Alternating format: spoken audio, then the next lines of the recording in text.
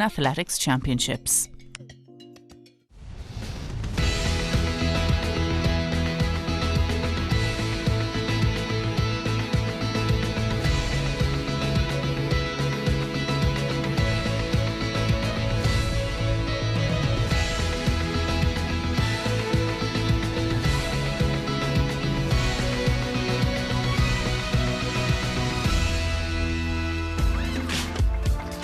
The European Championships reaches its climax today with 13 goals up for grabs in Amsterdam. And on this, the last day of competition, can the Irish team finish with a finals flourish? Yes, it's a final fling for Europe's top athletes ahead of the Rio Olympics. The 2016 European Athletics Championships reach their climax today. And a very good afternoon to you. It's finals all the way this afternoon. 9 titles on offer on the track, with 4 field events also down for decision. Our focus will mainly be on those big track finals, and we have a direct interest in 4 of them: the women's 3,000 metres steeplechase, the women's 1,500 metres, the men's 5,000 and the 4x400 metres relay. Derval, Sonia and Jerry are here with me to enjoy this final day of the championships, and we'll enjoy it even more if the Irish athletes can deliver some good final performances. Well, first of our athletes into action this afternoon are Sarah Tracy, Michelle Finn and Kerry O'Flaherty. They go in the final of the 3,000 metre steeplechase at 4:15. Before that, we'll have the women's 400 metres hurdles finals. Well, this morning, after battling for much of the half marathon with Italy's Veronica Inglese, Sarah Moreira of Portugal surged clear in the closing stages to take an emotional victory that also helped Portugal claim the team gold. Inglese was second for Italy, and Jessica Augusto came home in third, also for Portugal. In the men's race, Tadesse Abraham took gold for Switzerland. He saw off the challenge of Can Keegan Özbilen, the Kenyan running for Turkey. Danielle Miucci took third place for Italy.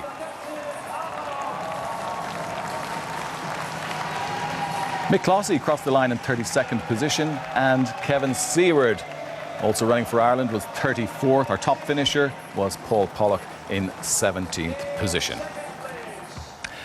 Well, here's our timetable of events for this, the final day. The women's 400 metres hurdles final is on at 4:05. It's been a while since we've had 3 Irish athletes together in one European final, but that's the case for the women's steeplechase, and it's at 4:15. The women's 4x100 metres relay follows that, and then Ciara McGeehan takes to the track for her first major championship final. The women's 1,500 metres is at 4:45. The men's 4x100 relay is after that. Then we have Kevin Batt going in the men's 5,000 metres decider at 5:10.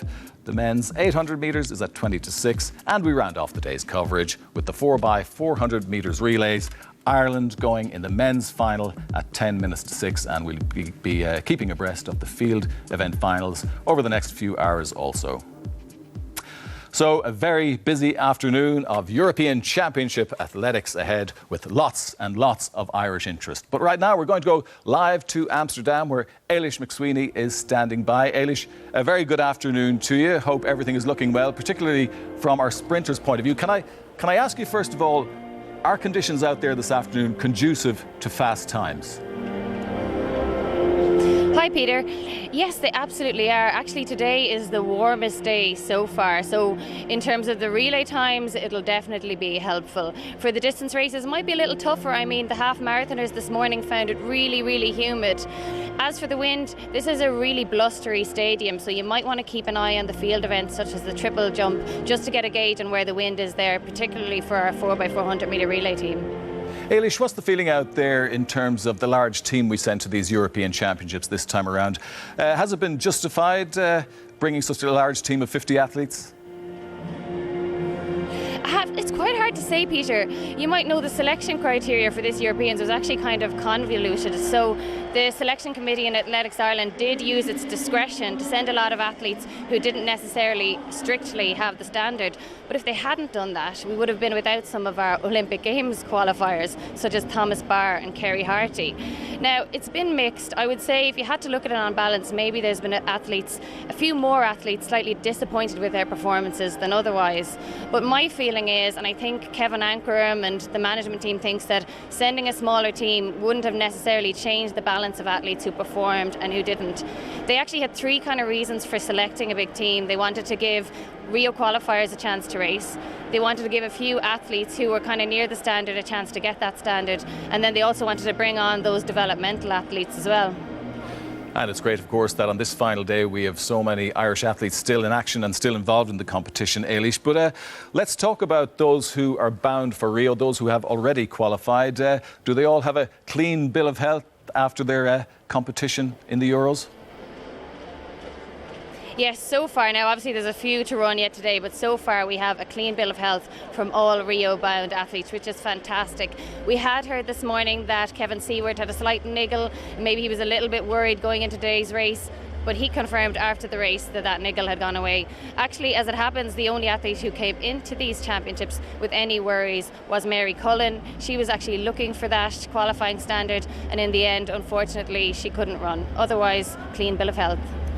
OK, finally, Eilish, I asked you already about conditions there, for particularly, as you mentioned, for the 4x400. Do we know what the Ireland team is going to be yet? We do. The team has been confirmed by management, and it is the same team as ran yesterday. So we have Gregan to Lynch to Gillick and to Barr.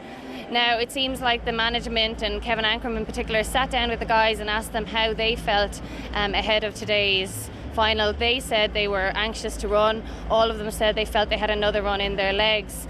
I think management's attitude was, if you have the belief in yourself, we will basically back you. Now, we know they had some good options to bring in there, such as Richard Morrissey, who we mentioned yesterday, has a good solid 46 clocking this year. So it may have been a tough decision, but I suppose after seeing the splits yesterday as well, it may have been a little difficult to decide who to leave out if they were going to leave someone out. They were actually pretty even splits. So they basically would have been saying, we don't believe, say, Gillick or Thomas Barr, that you have this other round in your legs. Instead, they've chosen to go with the athletes' feelings about their own bodies, really. Well, they should know better than anybody else, and there is so much on the line. Hopefully they wouldn't be risking it if there were any issues. Eilish, thanks for the moment. We look forward to hearing you when you talk to the athletes throughout the afternoon, and hopefully we'll have some Irish success stories as we go. Let's just talk first of all, Derval, about the 4x400. There's a huge amount on the line this afternoon for those four lads, isn't there? Yeah, well, first of all, they're trying to get a place in Europe. How high can they get the Irish team in the European Championships? They're in a final, so there's a lot to fight for there. And then, obviously, the thing that's sort of been hanging over them, the bit of a carrot for them, is qualification for the Olympic Games. They need to run a little bit faster than they ran yesterday, just about 0.2 of a second. But then if they run 0.2 of a second faster, there's also a bit of a wild card thrown in there, and that another team might jump ahead of them. So I actually think they need to run maybe about half a second faster to be guaranteed going to the Olympic Games. So it's a really interesting one because there's just so much to play for here. Yeah. It's funny, like you run so many races all year, and then all of a sudden it all comes down to just over 3 minutes on a Sunday afternoon to get to an Olympic Games. Olympics come around once every 4 years, so there's nothing like a bit of pressure to bring out some performances. But I suppose, luckily, Jerry, they're all fairly experienced athletes. They should be able to handle that pressure. The question is, can they get the performance that's required to get them to Brazil? They need to improve on yesterday, but they don't need to improve substantially. Maybe half a second might do it. Where can they find that improvement? They can find it in a baton change, because if you notice the baton changes, it's like a faction fight. Everybody's getting each other's way. If you can avoid that as much as possible, you can do it. You can do it like that. It's a hard ask, but it is not impossible. They were very close in terms of times yesterday to the Netherlands, the Ukraine, and Germany, and they should focus on that, because everybody yesterday ran season's best. So if you could run as fast as the Germans, we're ranked 8th in this. We're ranked 8th. So if we can improve in our ranking in the race, we've a real good chance of actually making that time. it's a good chance, Peter. It's going to be inches, though.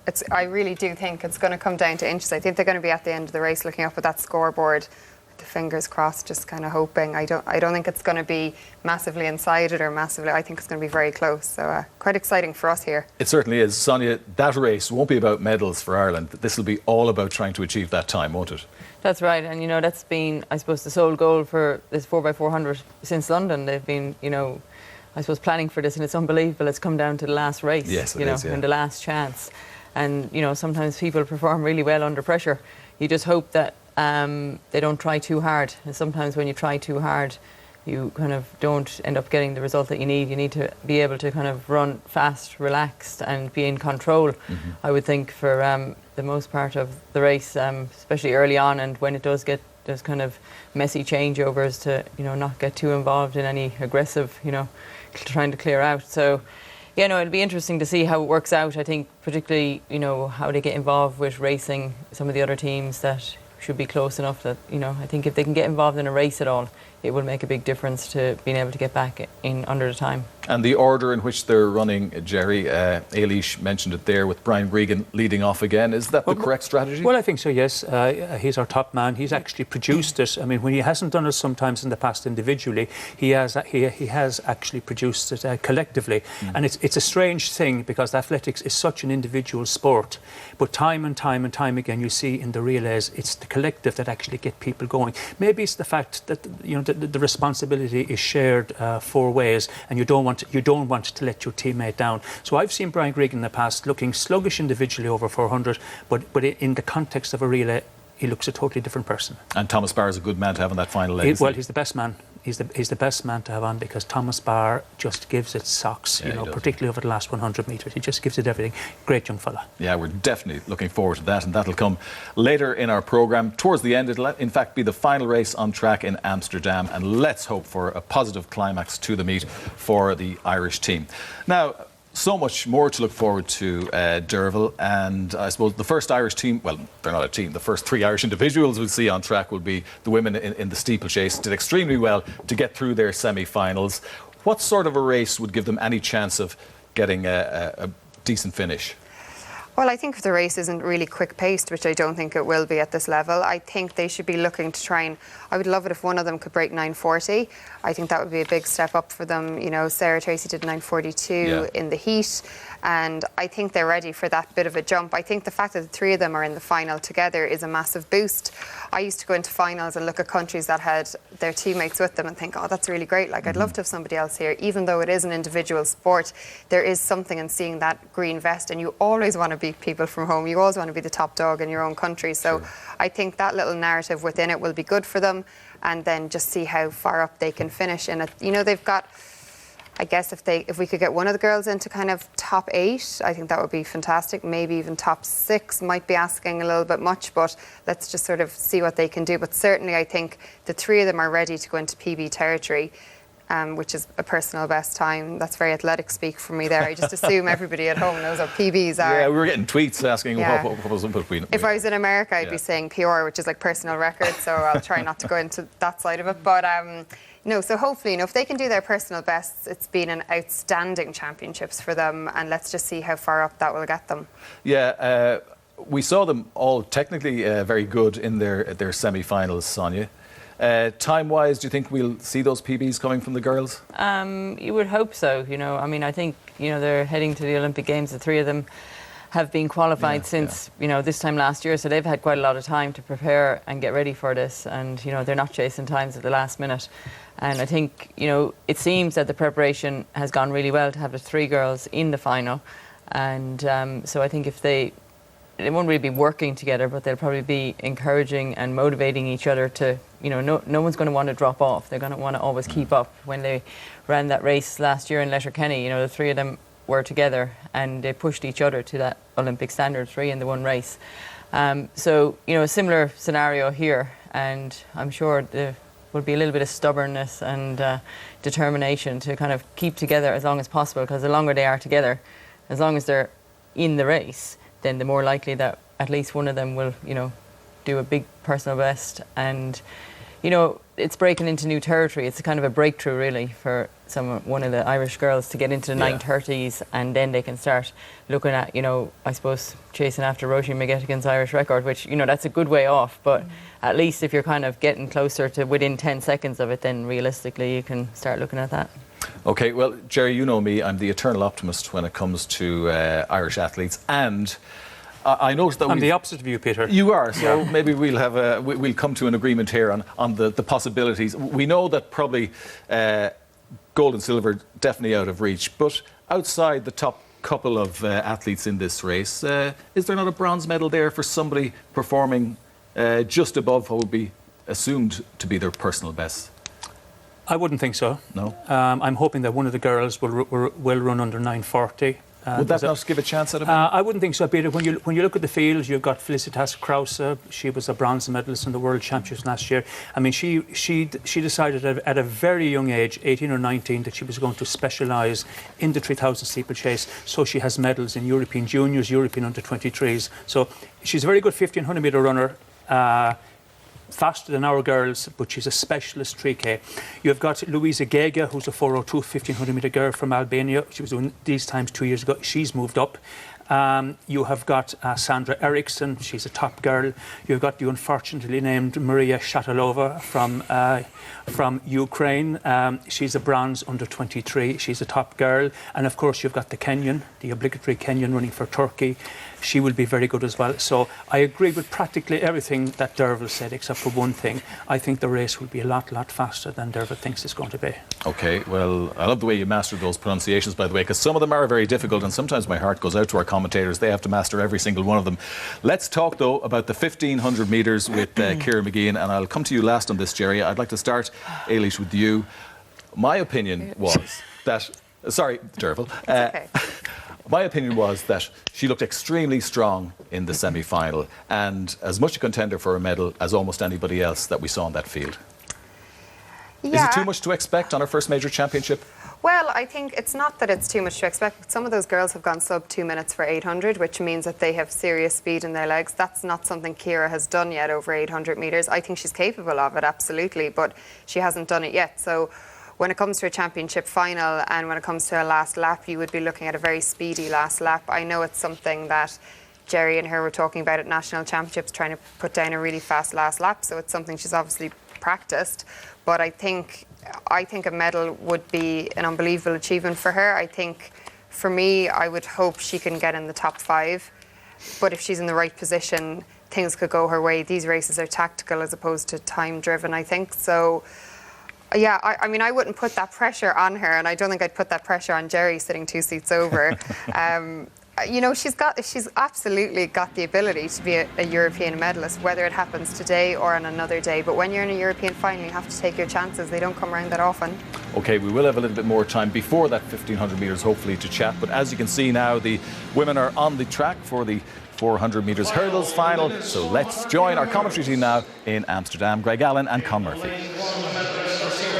Peter, thanks very much and welcome to Amsterdam, the first of the 9 track finals about to get underway.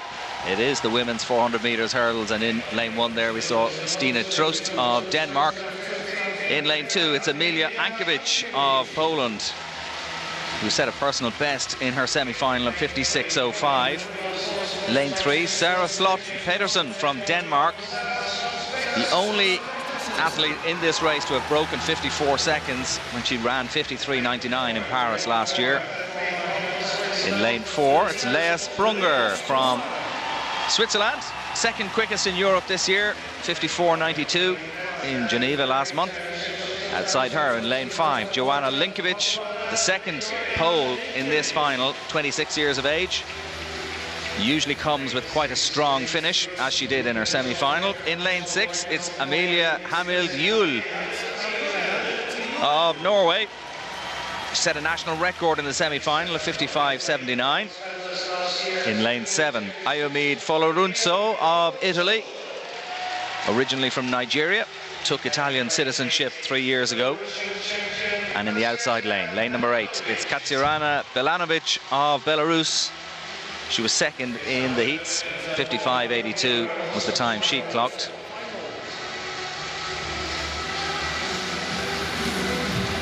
Linkovic there, a student of PE, European Indoor Championship bronze medalist in the relay team for Poland. On your mark. So it's Trust in 1, Ankiewicz of Poland in 2, Pedersen in 3, Sprunger in 4, Linkovic in 5, Yul in lane 6, Folorunso in lane 7, and Belanovic of Belarus, the outside lane, lane number 8.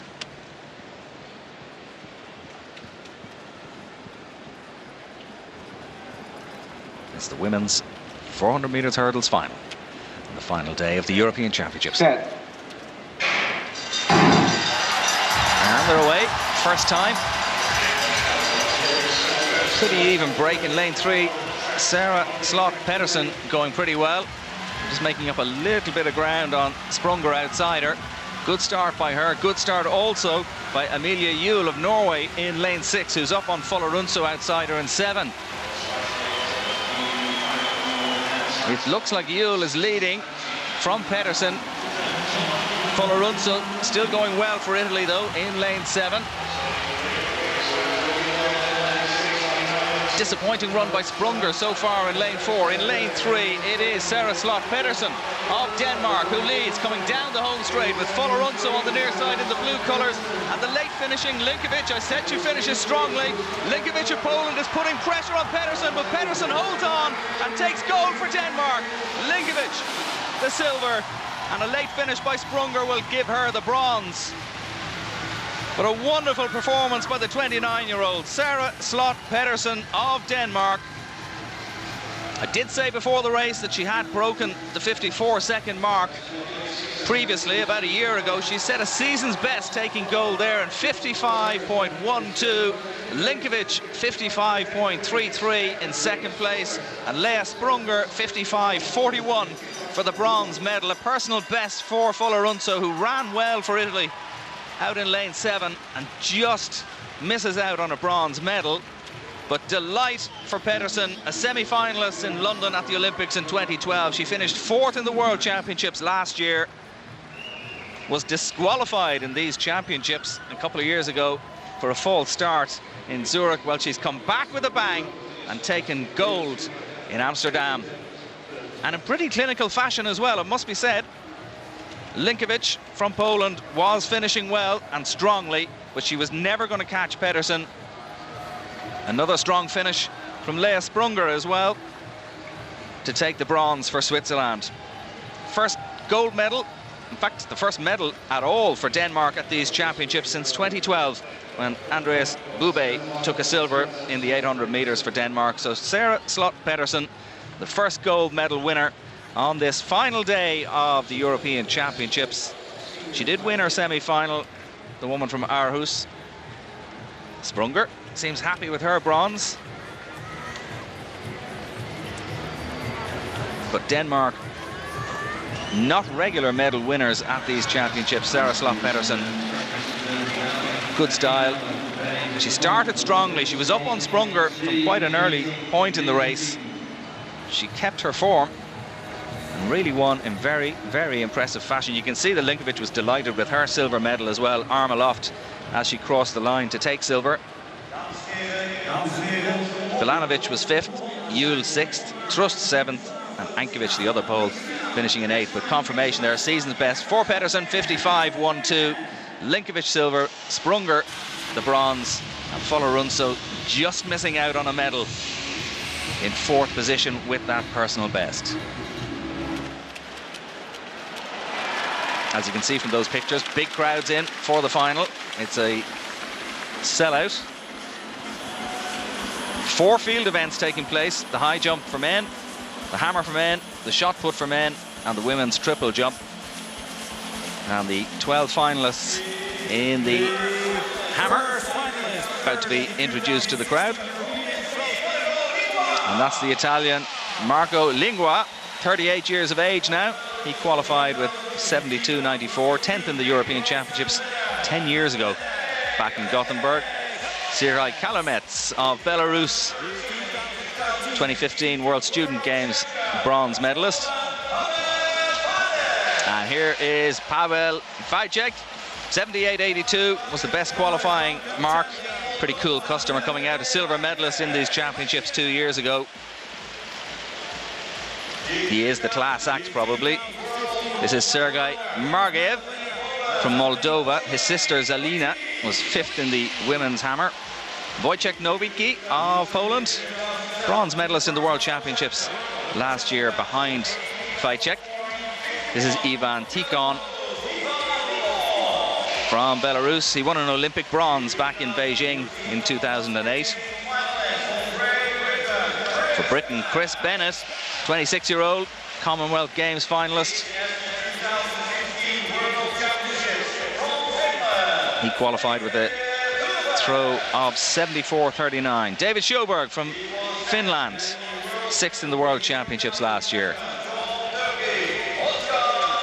Özkan Beltaci of Turkey, World Youth silver medalist 5 years ago. And like so many of the Turks have been doing, pointing at the badge, pointing at the crest. Mikhail Anastasikas from Greece, 8th in the World Youth Championships in 2011. 22 years of age, one of the younger competitors. And that's Marcel Lomnicki from Slovakia. And finally, Javier Cienfuegos, 100 fires is the translation of his surname, 25 years of age, European under-23, silver medalist back in 2013. They are the competitors for the hammer throw final, which will be starting soon. Great to see the old tricolour being flown by the Irish supporters here in the stadium. And there are plenty of tricolours, actually, as we look around the stadium, supporting the Irish athletes on this final day.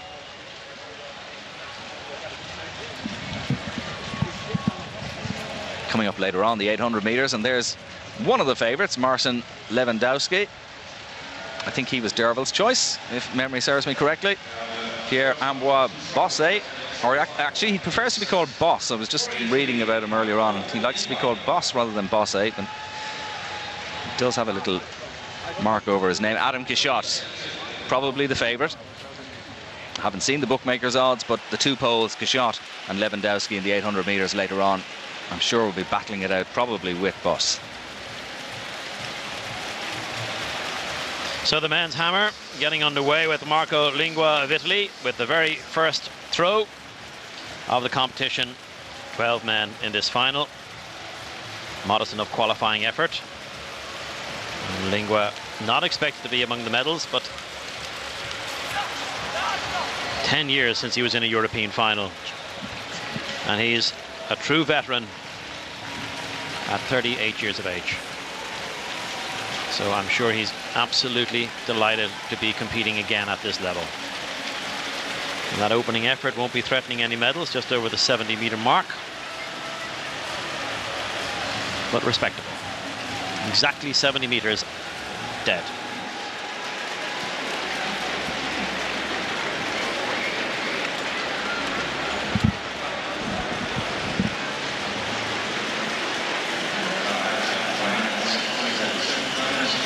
Great to see such big crowds. I suppose it's to be expected on the final day of any meet, but very enthusiastic crowd. Great to see it. It's a warm and humid evening here, 5:15 local time, and it's the warmest day of the week, which is not great news for steeplechase hurdlers. This is an arduous event. Much better for the sprinters. Good for our 4x400 meter relay team chasing that time, incidentally. Warm, humid air is what sprinters enjoy. A little bit thinner than the old cold air, but also helps the muscles to get warmed up. But for the 3,000 meter steeplechase women, it makes conditions just that bit tougher. Ireland have 3 going in this race, as you can see there. Sarah Tracy is the fastest of them this season, with that personal best of 9:42 in her heat. Kerry O'Flaherty and Michelle Finn are the other 2. And as they line up here, on the outside there, that's Luisa Gega, the Albanian record holder at 800, 1500, 3000, 5000, and the steeplechase. And this is Özlem Kaya, finalist in 2014, World Student Games bronze medalist. And nobody in this field is in the same planetary orbit as Gisa Felicitas Krause of Germany, who is the bronze medalist of the World Championships last year. She's way faster than anyone else in the field this season. 2014 European steeplechase bronze medalist Diana Martin. of Spain, a veteran now, 35 years of age. There's Michelle Finn, who was part of that European cross-country bronze medal winning team in 2014 when she finished 23rd in the European cross-country championship, part of the Irish team that took bronze. And that there was Sandra Eriksson, 5th on the European rankings this season, 10 times the Finnish champion. Also favoured to go well, obviously, with that ranking of 5th in Europe, and ranked 2, 3 and 4 on the European rankings are not here. Ivonina, Sokolenko and Fugberg bypassing this for the Olympics, so Eriksson there certainly will be thinking of a medal. The Irish trio, should they finish in the top 10, that would be a fantastic result. Top 8 would be really exceptional. All qualified for the Olympics, and Gege, as she did in her heat, running close to the front there. First barrier, 4 barriers per lap of the standard variety, also the water jump, 7.5 laps, or 7 and a bit laps. Sarah Tracy in mid-pack there is on season's form the best of the Irish trio. She was 12th in that European cross-country championship Irish team in Samakov in 2012. A brilliant run on the occasion, backing up Fionnuala McCormack's 6th place to give Ireland a chance of bronze, and Sarah Tracy's 12th placing was one of the reasons why Ireland took bronze. So there is Pisa Felicitas Krause. In the absence of the defending champion, Antje Moldner-Schmidt, also of Germany, who's on maternity leave, Krause is the clear favorite. So this is Paweł Fajdek of Poland, twice the world champion, but still has to win a European gold. And he's the reigning world champion, and with that effort there, he may just have done something about stamping his credentials and his name on that gold medal already. That's over 80 meters. That is a huge first hammer throw. We saw Christina Schwanitz win the shot put with her first putt. Has Fajdek won the hammer with his first throw? Only 2 men are over 80 meters this season. Fajdek is one of them. That's not his best of the season, but it's within 1.5 meters of his best of the season, and that's the marker for everyone else to follow. And if anybody can follow that, it's this man, Ivan Sikhan of Belarus, who's already over 80 meters once this season. Checkered career, lots of world championship medals. World champion in 2003 and 2007, but his 2005 world gold stripped from him for a doping suspension, biological passport doping offence, which also cost him a European Championship gold medal and an Olympic medal. And that effort of Tikhon is 76 meters plus, which won't threaten the position of Fajdek on top of the hammer throw rankings. So it goes into second spot.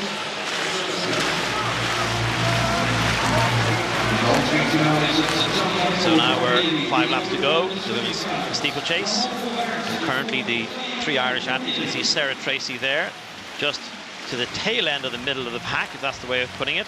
Kerry O'Flaherty's at the back of the field, just moving into second last position there. Michelle Finn operating in close order near the end of the field, but not a lot between first and last. So Gege, Krause and Akta.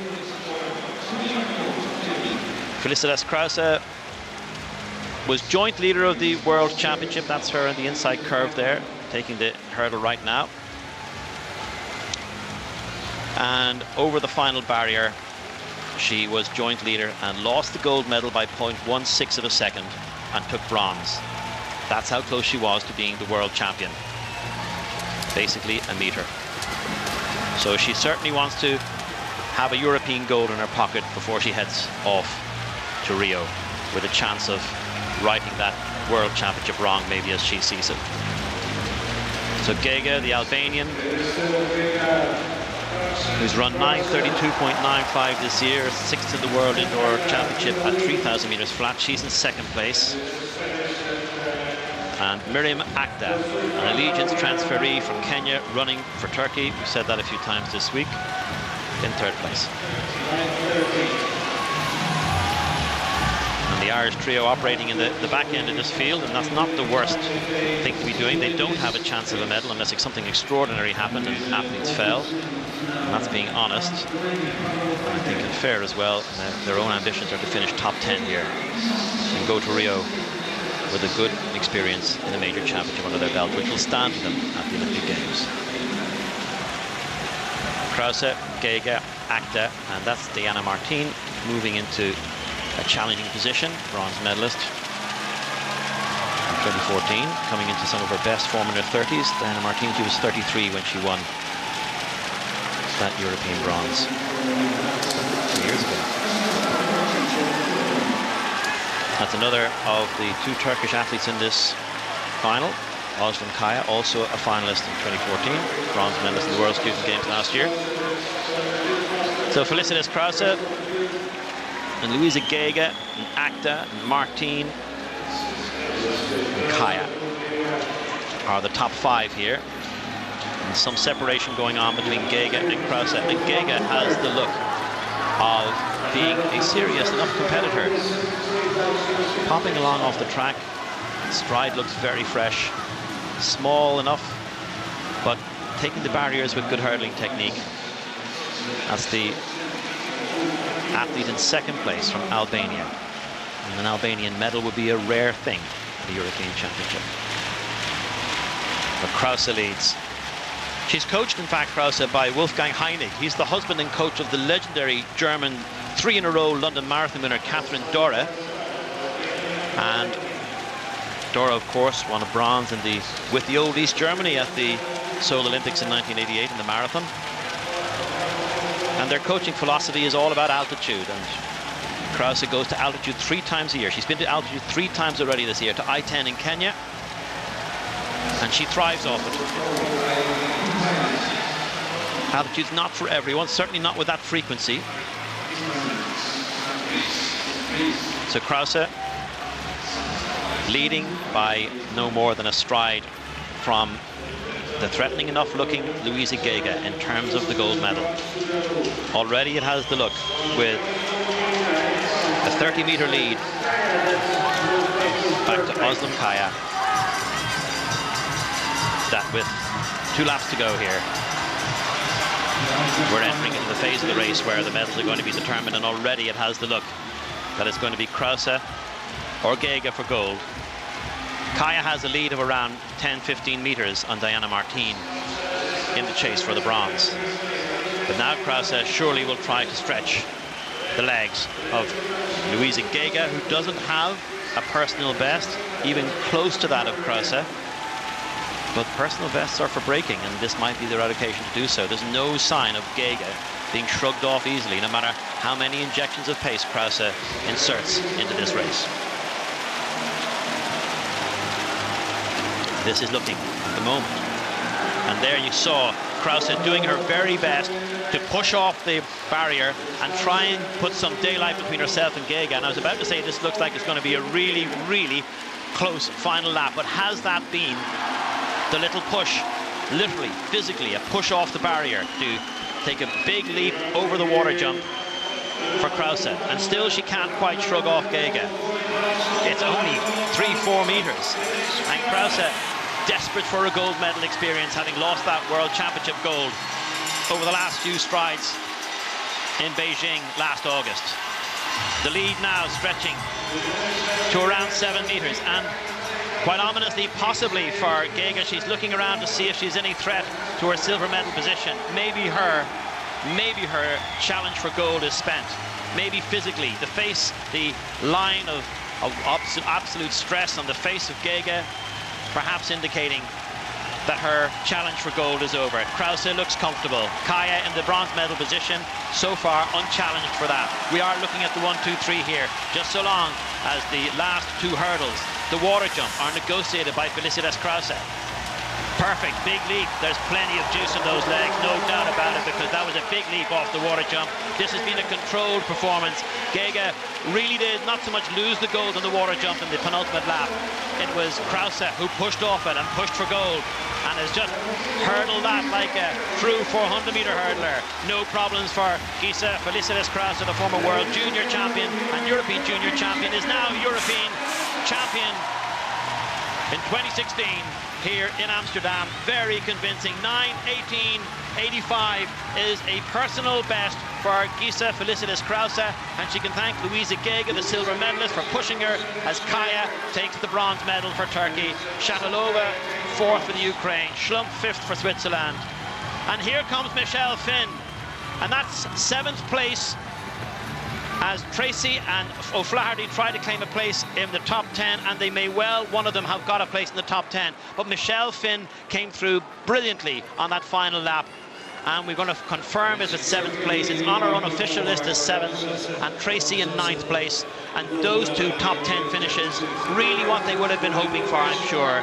And it looks as though Kerry O'Flaherty may not have found a top 10 finish, but at the moment, unofficially, it's now official. Michelle Finn in seventh place in a personal best of 9 minutes 43.19, and Sarah Tracy 9:45.19, just a few seconds, a couple of seconds or so outside her personal best, but ninth position for Sarah Tracy. Gisa Felicitas Krause is the champion. She's done it with a performance which will make her certainly optimistic of winning Olympic gold possibly, but certainly being an Olympic medalist. But Louise Gege entered new territory today, the Albanian, with her performance, and she has taken a good 3-4 seconds off her personal best to set a national record in second place for Albania, with Özlem Kaya of Turkey taking yet another medal for Turkey at these championships.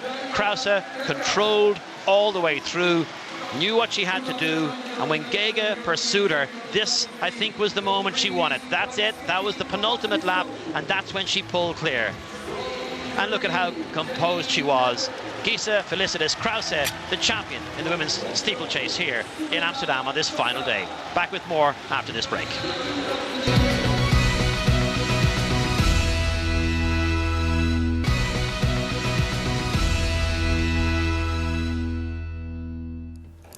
And you're very welcome back. Our next action on track will be the women's 4x100 metres relay. And then the eagerly awaited women's 1500 metres final with Ciara Mageean carrying Irish hopes. And it's fair to say a certain level of expectation also. Such is her prodigious talent. But we'll talk, Jerry, first of all, about that women's 3000 metres steeplechase. And while we were watching the semi-finals the other day, you were tipping Gisa Felicitas Krause heavily, and she certainly came up with the goods in emphatic fashion. Well, it was a no-brainer, Peter. I mean, she was third in the World Championships last year, and as I said, previewing it, it's something that she decided at a very early age that she was actually going to focus on the steeplechase, and you could see it. The girl who was second, Gege, who actually ran a national record for Albania. I mean, she's a top-class 1500 metre runner, 4:02. Now, Krause herself is no slouch because she ran 4:06 recently. But in terms of technique, particularly when it came with 2 laps to go, Krause was taking 3 and 4 metres out of her at every jump. And when it came to the water jump, she was making 6 and 7 metres. So Krause, she ran 9:18. She ran a PB, so the first girl home ran a PB, second girl home ran a national record. They produced the goods. It went the way I thought it would go. And from looking at the 3 Irish girls, I thought Michelle Finn would be our first girl home because her technique is actually superb. Yeah. She ran a PB.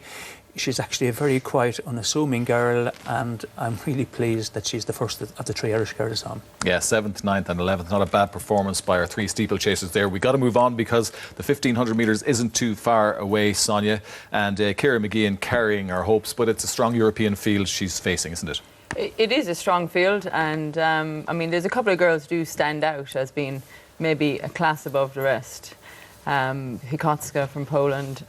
She won the Stockholm Diamond League this year, and very fast time. She runs 4:03 is her personal best. And then also you have Emilia Turzak from she's a really kind of she's a strong runner. She runs a lot of cross country. She's won the under 23 1500 European Championships twice, so she knows how to win.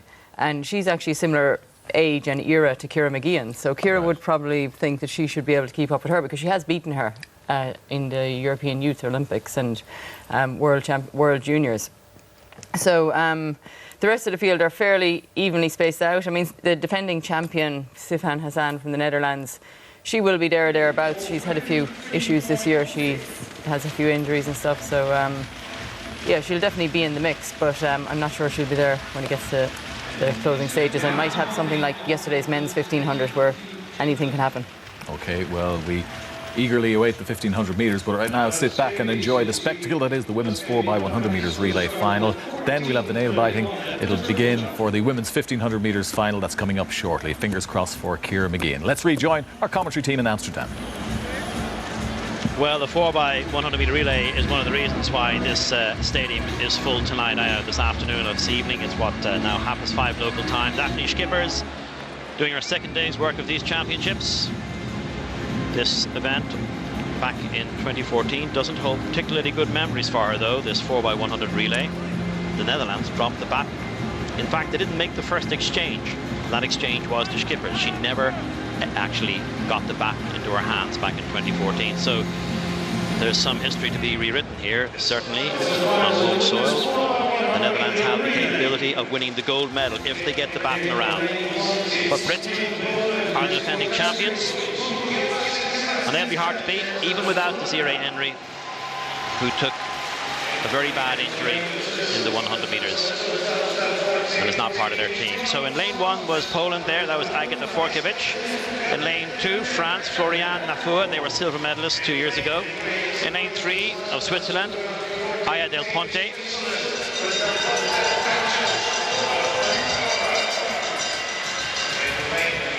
In 4, a very young but also very potent looking German team, led out by Tatiana Pinto.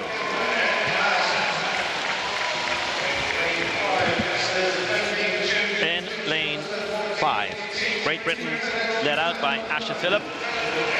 Top 5 in the last 2 World Indoor Championships, 60 metres. That's why she's getting the lead-off leg. She's known to be a very dynamic starter. In lane 6, Irene Siragusa of Italy. In lane 7, Jamil Samuel. 3 bronze medals at the World Junior Championship 6 years ago. And out in lane 8, Olesya Pov, their trademark signature expression to the camera on introduction there. And she is a strong starter, very strong starter. The medals not necessarily will be decided in the middle lanes, because Daphne Schippers did not compete in the heats, and as a result the Netherlands are out in lane 7. Not a bad lane at all. An inside lane might have been a bit more challenging, so they've done well on the draw.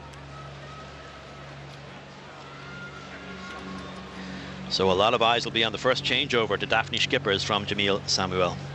And then, of course, Britain and Germany in the central lanes, and France in lane 2. This could be a well spread out 4x100 women's relay final in terms of the home straight and across the track. Right. And away in this women's 4x1 relay. And already Asha Phillip is off to a great start. Jamil Samuel is off extremely well. How does this changeover go for the Netherlands out in lane 7? To Daphne Schippers now. It's okay, it's okay, it's in the zone. And now she's in the zone. And Daphne Schippers burning down that back straight. So has she given a big enough lead to the next Dutch athlete, Tessa van Schagen?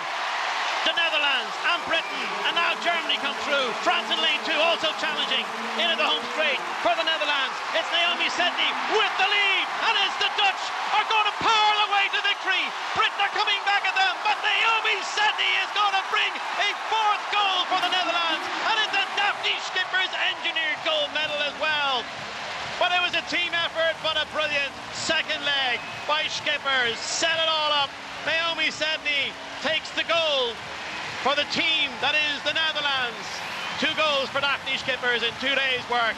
Just absolutely brilliant. The stadium has lit up to its biggest atmosphere of the week, because this is Team Netherlands. And Daphne is the queen of Dutch athletics. but there's a satisfaction in what's essentially an individual sport when a country wins a team gold in front of their home crowd. So they all deserve the plaudits. To Neil Samuel, to Daphne Schippers, to Tessa Van Schagen, to Naomi Sedney. The German team are happy with their bronze. Britain took the silver. But these are the gold medalists. The orange singlets will go well with gold. They may even just melt into them. So there, the jubilant Dutch team. Yes, of course, they were helped hugely by Daphne Schippers. They were also helped by lane 7. An inside lane wouldn't have helped their cause. But in the end, the gap was huge. It's a national record of 42.04 and a 4-metre win. 0.4 of a second and more from Great Britain and Northern Ireland. And Germany with the bronze medal. The Ukraine were 4th, Switzerland 5th, France 6th, Poland 7th, Italy 8th. But these are the winners, wrapped in the Dutch flag. And the crowd just about settling now, but this was just dynamic. The handover from Samuel to Schippers was okay. That handover was 4 out of 10. And still they had this big gap. It was just a matter of getting the baton around.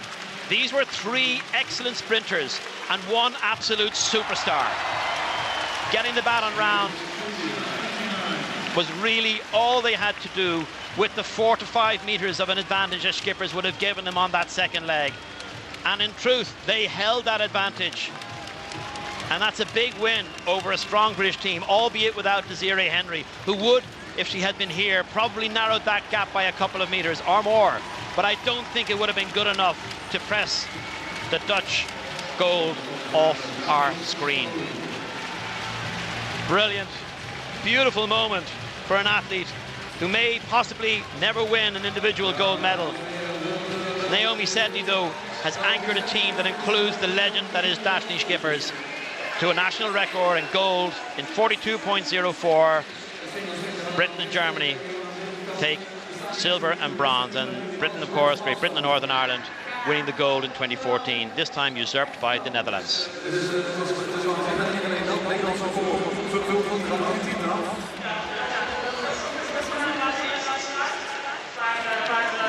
So a little bit of calm descending now as we head to the women's triple jump, and Jenny Elbe, twice former European junior bronze medalist, and in this triple jump final. It's only just underway. We're still in round 1.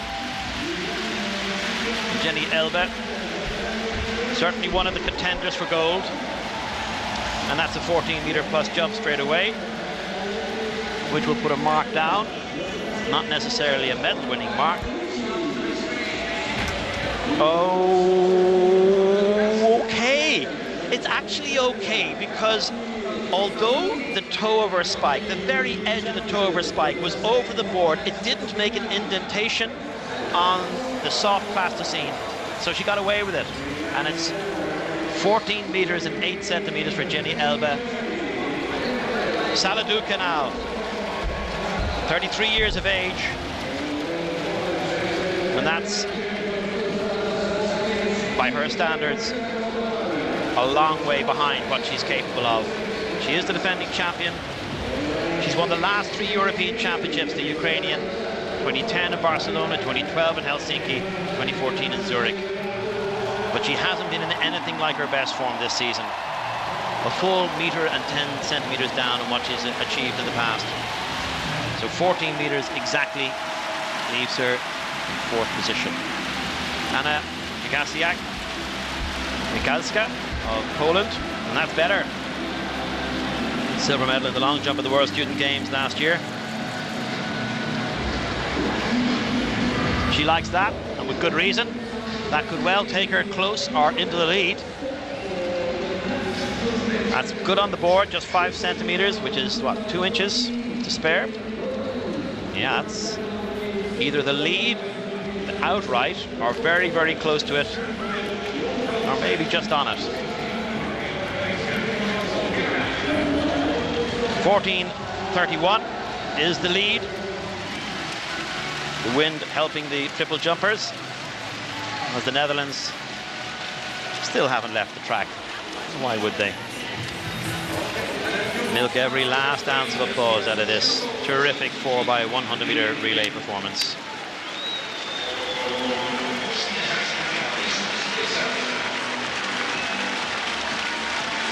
This is the shot put, and in this particular shot put, David Storr, defending champion, is the favourite. This is his fellow countryman Tobias Dahm, German indoor champion. That's Mikael Kwiatek from Poland.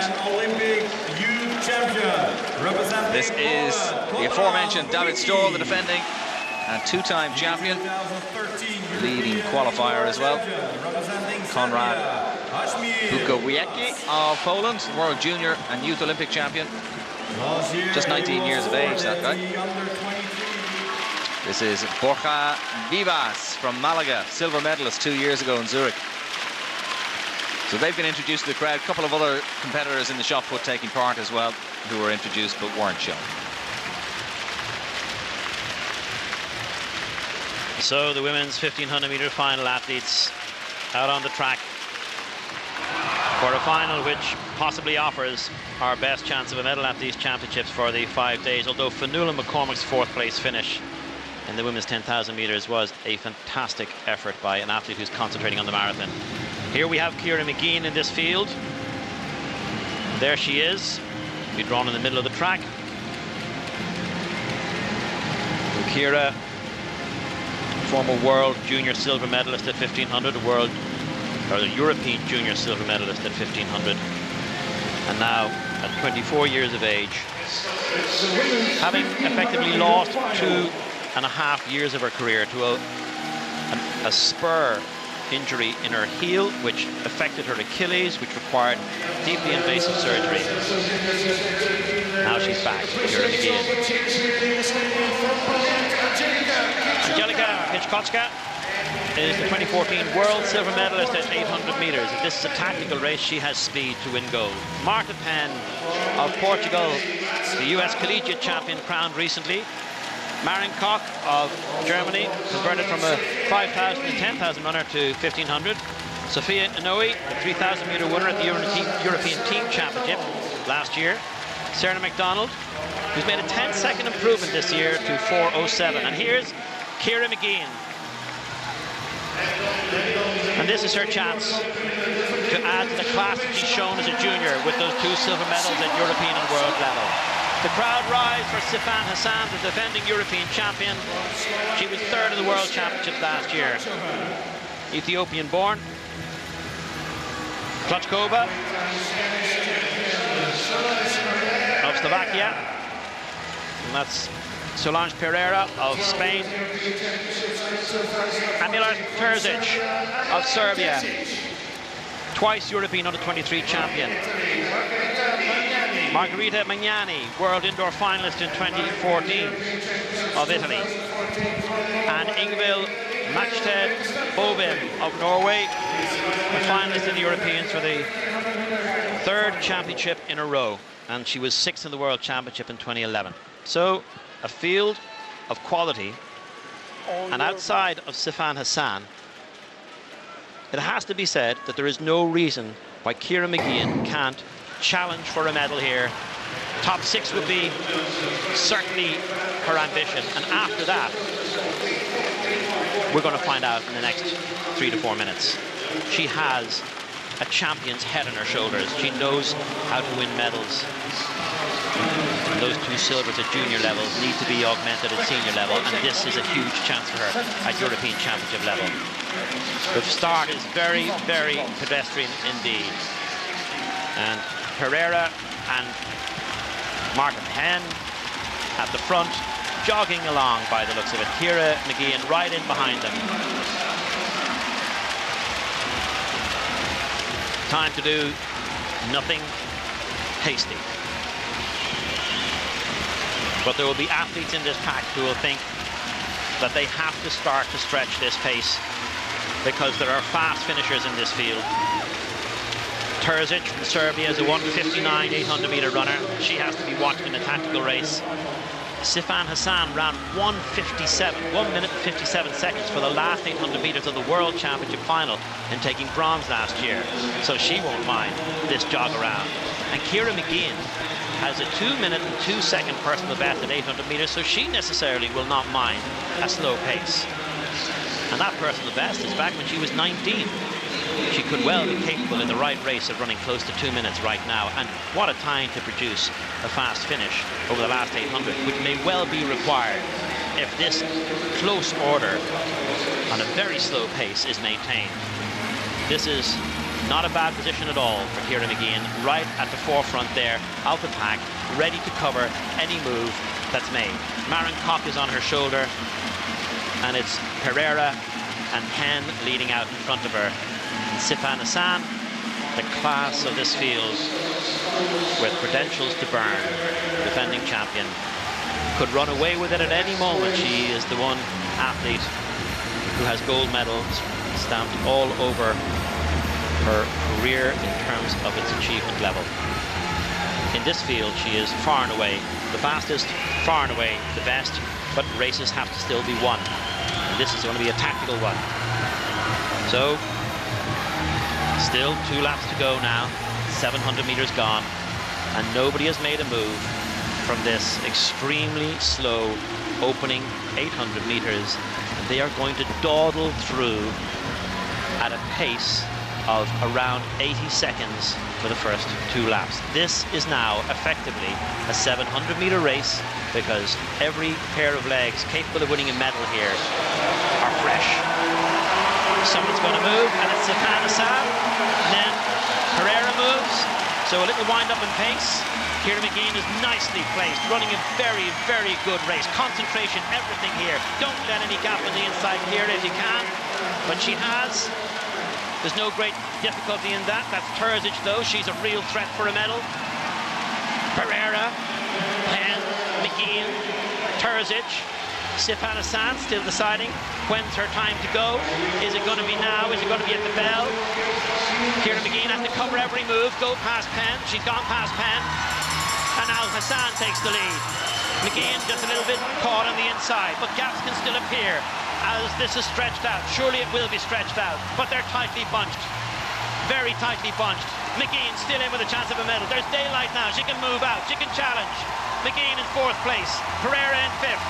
Mageean ready to put herself in a position to win a medal. Hassan has yet to even stretch her legs even slightly. Mageean needs to move a little bit more positively than that. Penn moves onto the shoulder of Hassan. Now Terzic. Mageean is still in there. She's boxed in. There's 180 meters to go. She needs to get into the inside. She has been in the inside. Marta Penn takes a bit of a shove. But this is racing. This is championship racing. That's fine. Mageean in the home straight has a chance of a medal. Sifan Hassan is going to stretch. And here comes Hikoska. And Mageean comes from 4th place. Is there a finish for her? It's a brilliant chance as Hikoska goes for gold. Hikoska's going for gold. Oh, Mageean is going for bronze. Is it going to be a silver? Mageean can take silver. She just got a bronze. It's a brilliant medal for Ciara Mageean. Brilliant, tactical, brilliant in her heart. And it was there in her legs. Hikoska takes the gold. Surprises Sifan Hassan. But Ciara Mageean has taken a bronze medal for Ireland at these championships.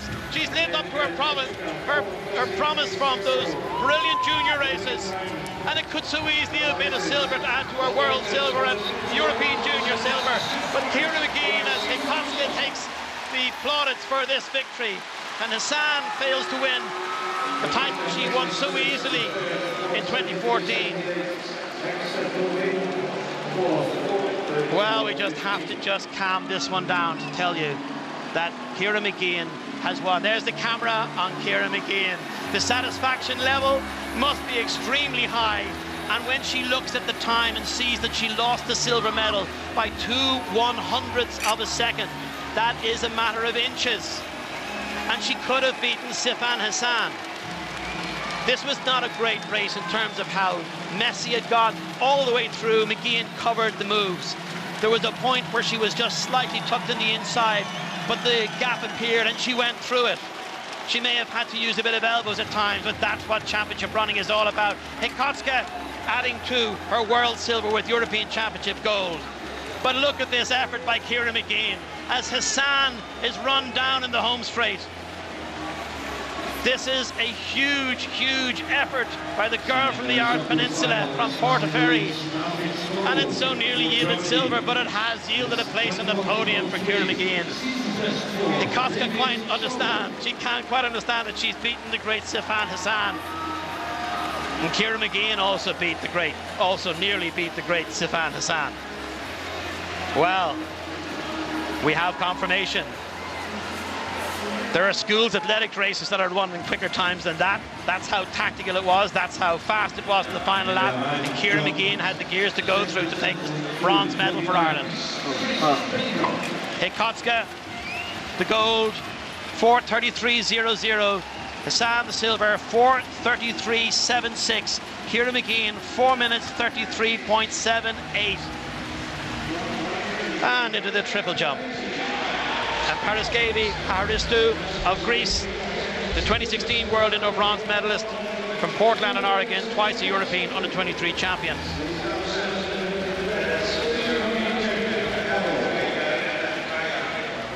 "14 meters is what's required, something over 14 meters 31.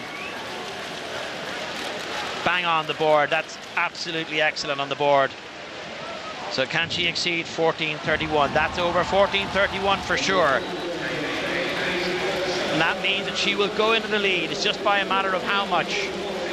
Paraskevi Paparistou of Greece takes the lead for sure.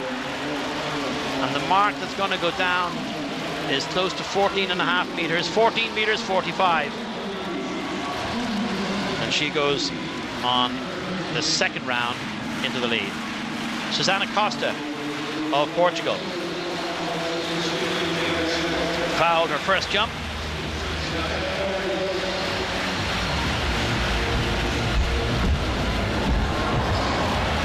And that's going to certainly push her into a situation where she'll challenge for a medal, or certainly a medal position at this early stage, because that's well over the 14-meter mark. And there are only 6 women over 14 meters, and that's well over 14 meters 25, into third position for Susana Costa. Saladuka now, looking for a 4th European title in a row, currently in 5th place. And that's an improvement on round 1, where she had 14 meters exactly. By the way, if you're absolutely bang on the board, if you're wondering how far these athletes hop, skip and jump, think of 2 Rolls Royces back to back and maybe a motorbike at the end of them. That's about 14 meters. Each phase almost 5 meters on average. It's a discipline which is hard on the joints, and for Olga Saladuka to still be going at this level with 14 meters 23 up to 4th place at 33 years of age and a very long career behind her. It's unusual, to say the least. Wojciech Nowicki in the men's hammer.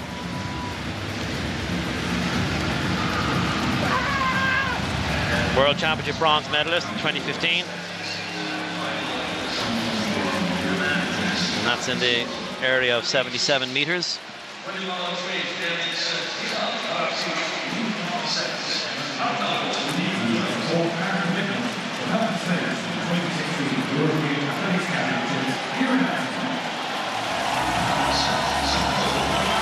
And up to second position for Wojciech Nowicki with 77 meters and 53 centimeters. This is a shot put, and it's Sanko Arnaudov, son of Bulgarian immigrants, hence the Bulgarian name, representing Portugal, and that's a decent effort by him. David Stahl, current leader, defending champion.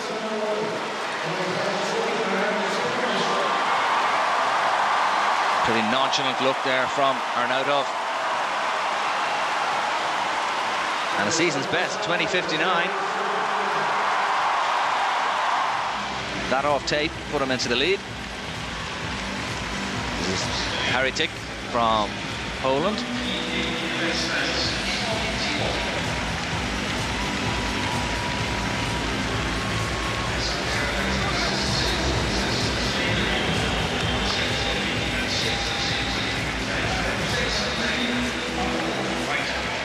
Looks like it's over 20 metres for the pole. Is it good enough? Put him in front. Oh, well, that looks closer to 21, actually. 20.77. That put Poland's Michael Haratik into the lead in the shot put. Next event on the track is the men's 4x100 relay. Great Britain and Northern Ireland in lane 5. Defending champions. Germany took silver 2 years ago, and they're outside Britain in lane 6. The bronze went to France, and they're outside the Germans in lane 7. Home support, of course, behind the Netherlands. Jurandi Martina running lane, or in the second leg for the Netherlands. Solomon Boukari in lead-off position for the Dutch. The British team: James Daciolo, Adam Jamili, James Ellington, and Chidu Uja. Switzerland in lane 1, Pascal Mancini leading off for them.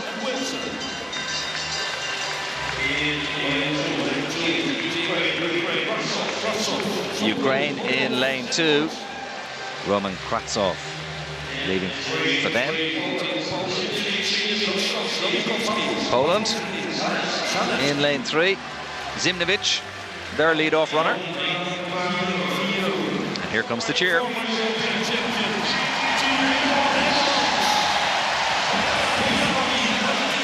Solomon Boukari, Jurandi Martina, Patrick van Luik and Giovanni Codrington running the final leg for the Netherlands. The women have done the job for them. Can the men? Well, it's a big ask, because outside them in lane 5, Great Britain look strong. Adam Jamili running the second leg for Britain, the European record holders and defending champions. Germany, Royce, he was part of the silver medal winning team back in Zurich 2 years ago. They're in lane 6. And France, Marvin René leading off for them. Jimmy Bicot running the final leg for France. Italy out in lane 8. Massimiliano Ferrara, their lead-off runner.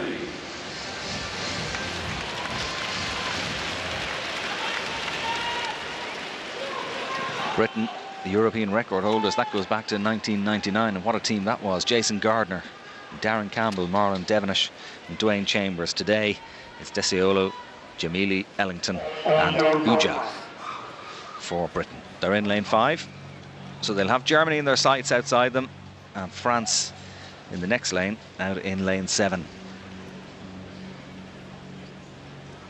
4 years ago in Helsinki, Britain messed up their baton change and didn't finish. Such a key aspect of this race. Cleanly,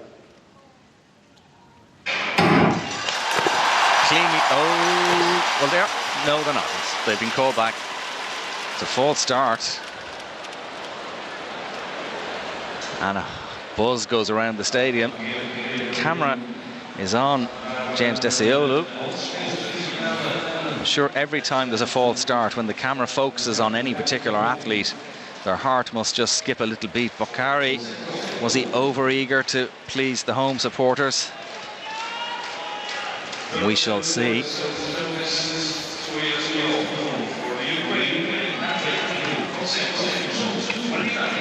Camera has gone back to Boukari. We might get another look at it in a moment.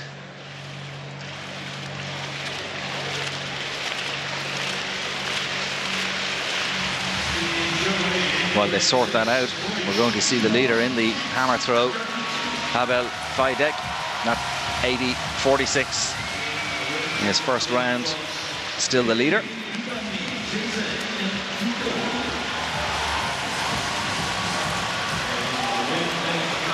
It's just in the same zone, so he's throwing very consistently.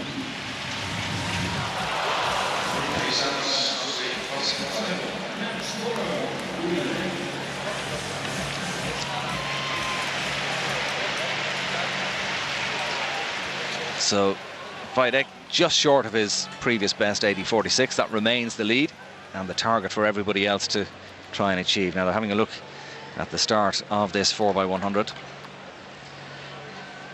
Jimmy Vico running the fourth leg for France, puffing out the cheeks. Real tension.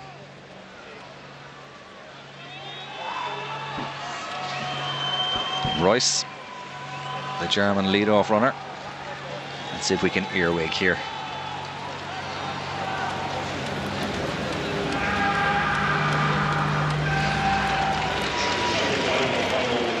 We're not getting any information on our screen in terms of reaction times. We'll be reliant on the judges here. Back to the shot put, and this is David Storl.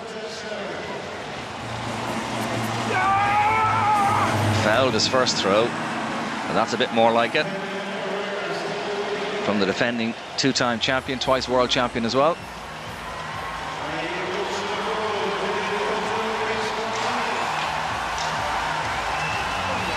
While we're watching that, to 21.03, a season's best, by the way, puts him into the lead. So a warning for everybody. Ferraro, they had a word with him out in lane 8 for Italy, but no further sanction. So everybody is on a warning. And I suppose it just adds to the tension of the occasion. This is such a tense race anyway. It happens so quickly. The handovers are so vital. And this is just an extra element of tension added to the shoulders of these lead-off runners. So it's Switzerland in 1, Ukraine 2, Poland 3, Netherlands 4, Britain 5, Germany 6, France 7, and Italy in lane 8.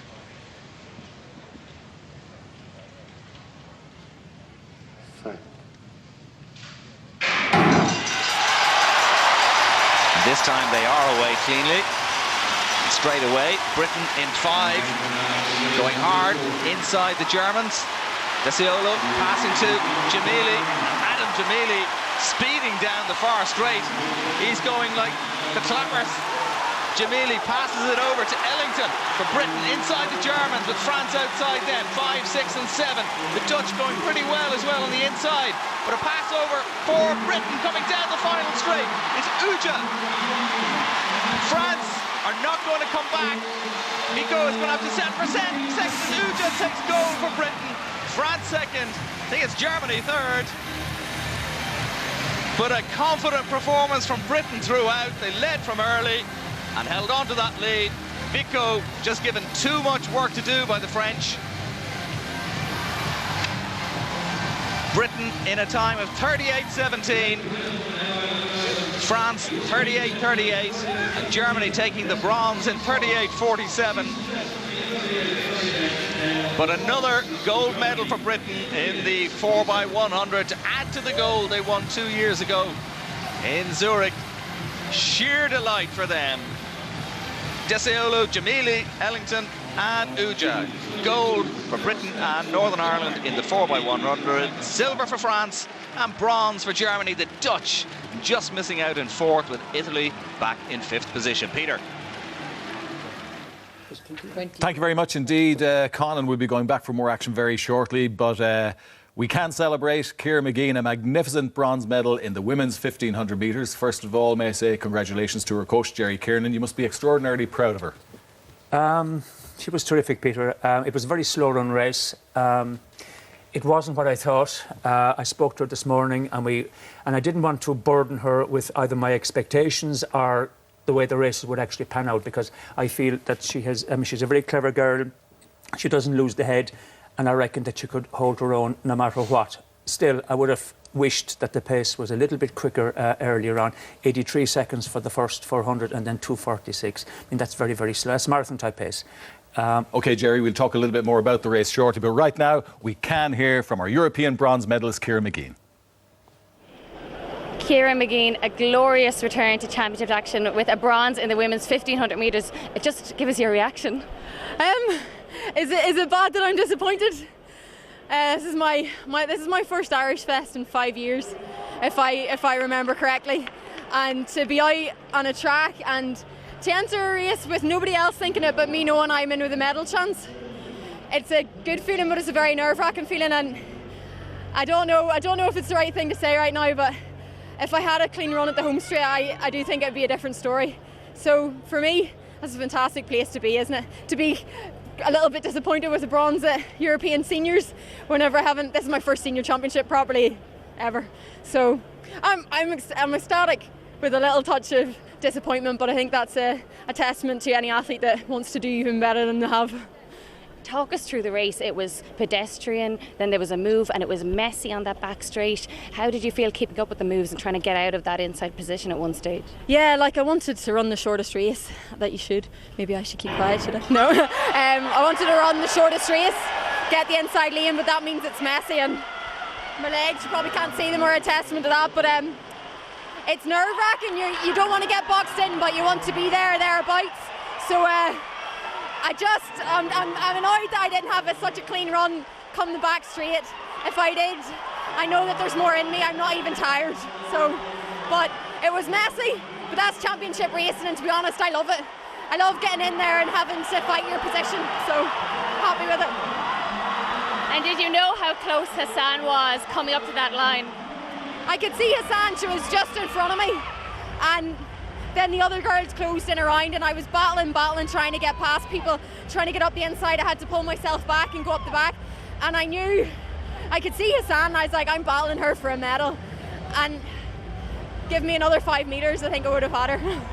Tell me, a couple of years ago when you were battling chronic injury, you were in surgery. I mean, was it dreams like this that kept you going? Yeah, well, it's this weekend 3 years ago I underwent ankle surgery, and as a young girl just started juniors, that was a testing time for me. I didn't know if I'd ever get back running.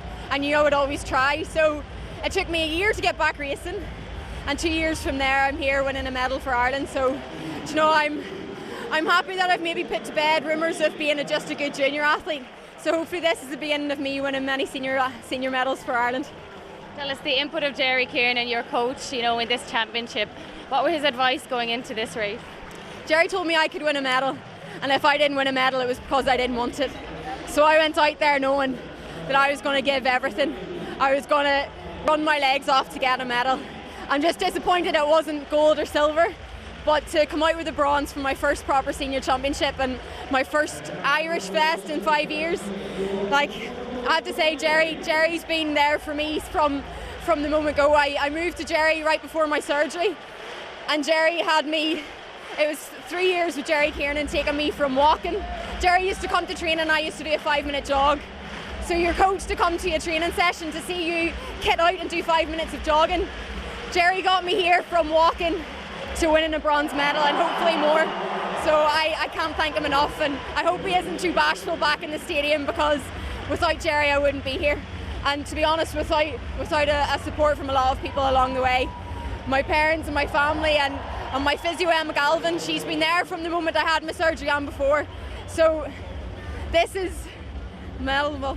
This is just for everybody back home, friends, family, the support from Athletics Ireland, from Jerry and from New Balance. I can't say I'm so lucky to have a sponsor like New Balance. They were there throughout all my injuries, and I can't thank them all enough. So hopefully this is a good omen for the rest of the summer for me. Brilliant. Thanks so much, Ciara. Congratulations. Thanks a million. Yes, it certainly is a very good omen. Congratulations once again from all of us here to Ciara Mageean. A magnificent achievement, and how well she spoke about it.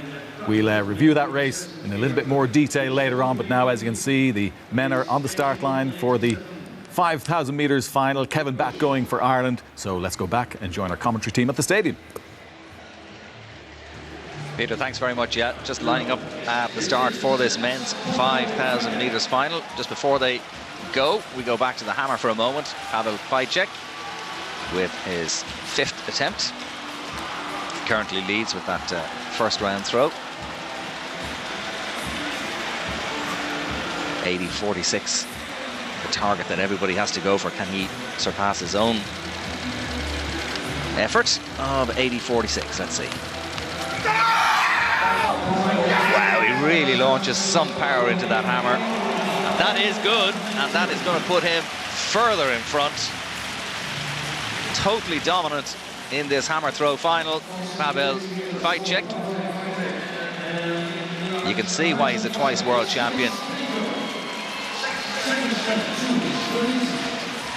And that's 80.93, so it extends his lead.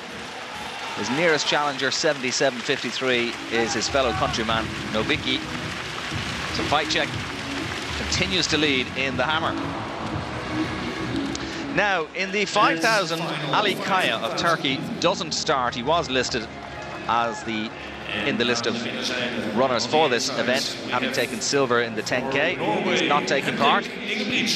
There's Henrik Ingebrigtsen, who took bronze in the 1500 last night, behind his brother Philip. Haile Ibrahimov of Azerbaijan, formerly Ethiopian Haile Destahagos. Ilias Pipa from Spain, transferred from Morocco, quickest in Europe this year, Pipa. And Dennis Licht of the Netherlands, 3 times Dutch champion, 5,000 meters, 32 years of age now, Licht. Ibrahimov, Pipa, 2 of the quicker merchants in this race. Kevin Batt for Ireland, born in Sydney. You see him there in the Irish green colours, about 6 from the outside. His parents from Dublin, though, Bill and Kathy from Terenure.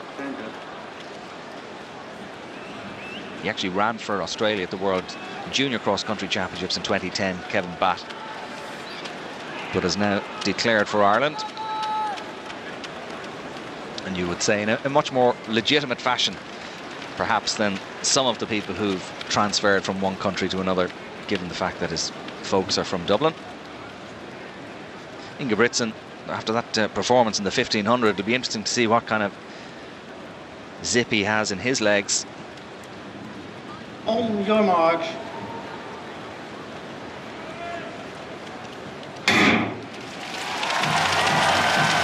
So they're off and running in the men's 5,000 metres final.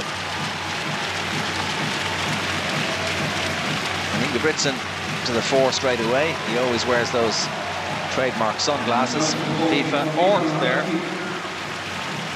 Could be somebody to keep an eye on. Florian Orth from Germany, 26-year-old. He's run some decent times. Licht of the Netherlands, just on the inside.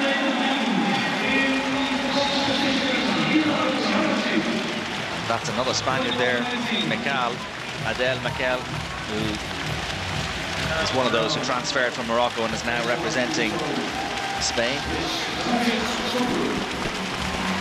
Jamel Chatbi in this race, the Italian, another of those who's transferred from Morocco. The number of athletes in the race actually who transferred from African nations, many. Chatbi there served a 3-year ban back in 2009, having failed a test in the shot put. Final is ongoing. Michael Haratak.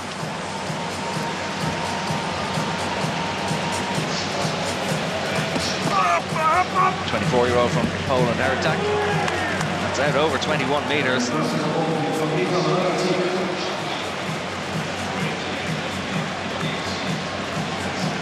That might be enough to put him in the lead. David Storr was leading on 21.03. That looks bigger.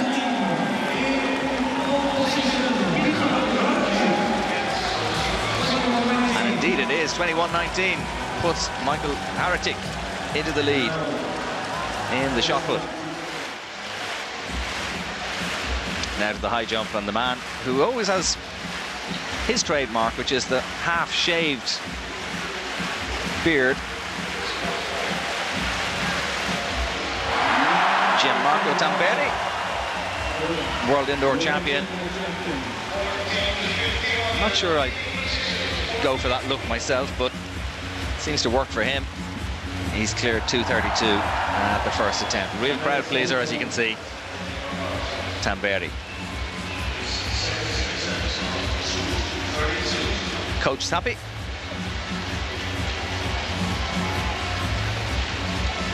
Maybe not. This is a high achiever. He's a 2:36 jumper. He's number 2 in the world, so he's the gold medal favourite. I'm not sure the celebration afterwards was quite what the coach would be looking for either.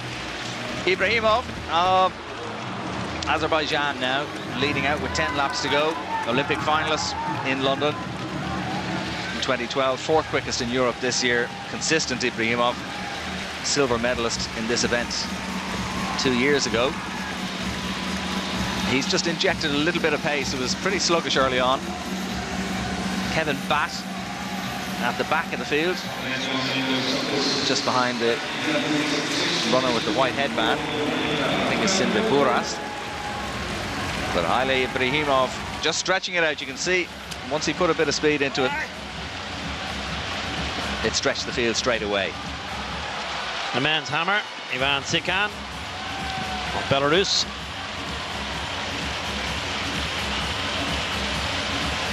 Fidek still leads with that 80 meters and 93 in fact that he's stretched it to. Tikhon. And that's not going to go past Fidek. Fidek has been leading since round 1. And just to illustrate how much better Pavel Fidek has been by comparison to everyone else, he's the only man over 80 meters, and he's done it twice already.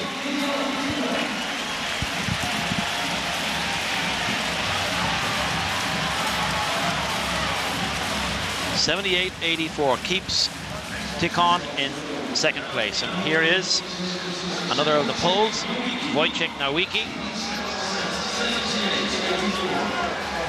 Fidek from Poland. Nowicki is from Poland as well.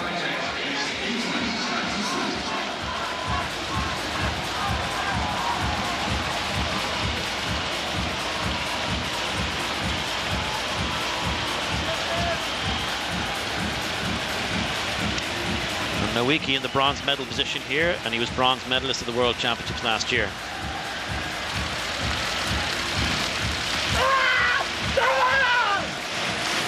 He likes that one.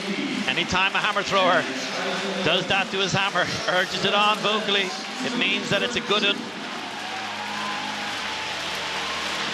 Yeah, he's pretty happy. That was Fidek in camera shot there. That's Pavel Fidek, the leader. Nowicki's effort in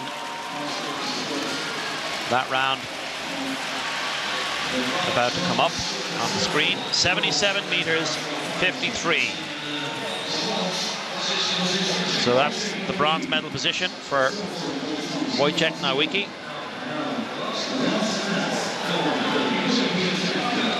So Pavel Fidek has the lead here by a clear margin of more than 3 meters. A class apart from the rest of the field. Pavel Fidek, the World Championship gold medalist in Beijing last August and also in 2013. So back to the 5,000. And it's Aras Kaya of Turkey, 22-year-old, taking it out from Ibrahimov with 7 laps to go at this stage. Mikel of Spain in 3rd position. It's been a little bit stop-start. The field stretched out there about a lap and a half ago.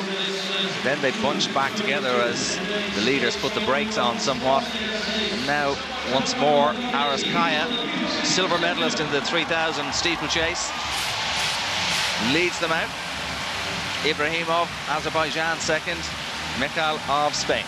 And Fidek, the gold medalist elect, in the hammer throw circle for the very last time.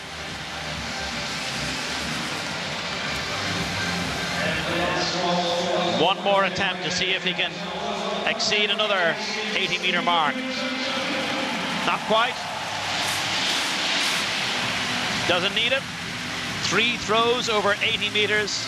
No one else within a meter of that mark. In fact, that's just 79 meters 69, his last mark. Almost another 80-meter plus effort. And you can see every single one of Fidek's throws would have won the gold medal. And it's an extraordinary dominant performance. Extraordinary.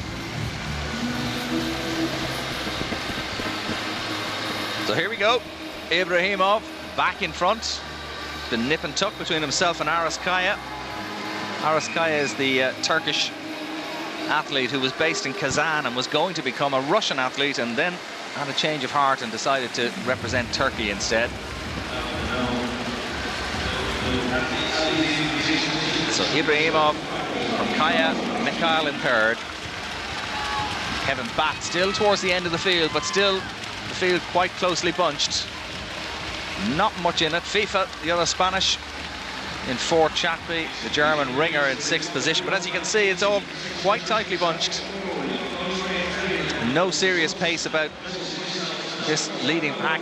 Once more, Ibrahimov happy to lope along in front with Mikhail on his shoulder there and Kaya on the inside. Kevin Batt there in shot.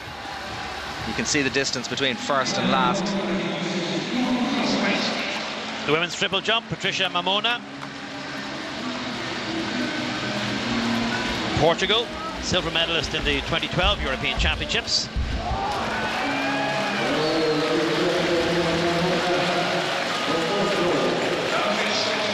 So Mamona, over 14 meters in this competition.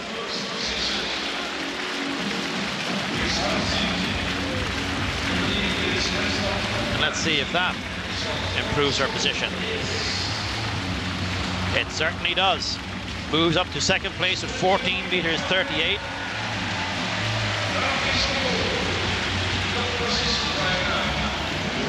So Manenko, Hannah Manenko of Israel. She was actually fourth in the Olympics in London, competing for the Ukraine.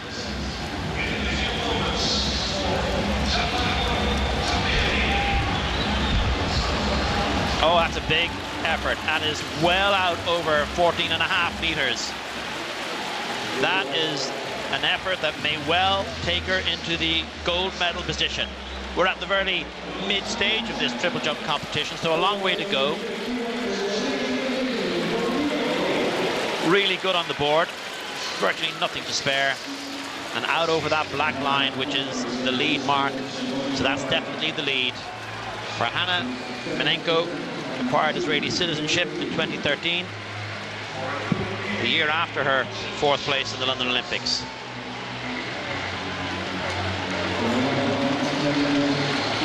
.14.51, with a big win behind them in the triple jump runway, taking her into the gold medal position. This has been quite cat and mouse in the 5,000 meters, not unlike the women's 1500 actually. We're just seeing an injection of pace in the last 50 meters or so, but it's been very modest. Kaya crossing the line with 3 laps to go, leading out. Mikhail of Spain is there. Ibrahimov, the German Ringer. Murad Amdouni of France taking a slightly more advanced position on the inside there. He's got FIFA outside him, Florian Ort as well. Kevin Batt has been dropped from this leading group of about 14 runners. Kaya, Ibrahimov, Mikhail, Ringer, Ort on the outside. The two Germans, Ringer and Ort, looming on the outside. A little bit of pushing and shoving there as the field once again concertinas. It is a championship race. This is not about recording a quick time. So tactics play a huge part. Nobody has been particularly keen to kick on. It's been a steady pace, a little bit stop-start then at times. Ibrahimov coming down the home straight in front, but as you can see, there's still 12, 13 athletes there, all bunched behind the leaders with only a couple of laps to go. So it's going to be a sprint finish, and who has it in their legs? Ciampi, the Italian, coming up on the outside, just to take the lead from Ibrahimov. Amdouni on the inside in fourth position for France, behind Kaya, the Turk. But it really is anybody's race at this stage. Who has the speed in their legs? Ringer for Germany, 27-year-old. He won the 3,000 meters at the European Team Championships last year. Outside him, looks like Adel Mikhail of Spain. So it's Ringer, Mikhail, and again, problems for Ibrahimov there. He had to put his hand on Ringer's back just to maintain his balance. And he's saying, I'm getting out of here. No more traffic problems for me. Ibrahimov takes it on now. Coming down the home straight for the penultimate time in this 5,000 metres final. Mikal in second place. Amdouni third for France. Ringer struggling to stay with that first three. Kaya likewise. Ingebrigtsen back in about 7th position for Norway after his medal-winning performance yesterday. Haile Ibrahimov, originally from Ethiopia, silver medalist 2 years ago, taking it on down the back straight with Mikal back to stay with him. Amdouni looking pretty comfortable on the inside with Ringer back in 4th position.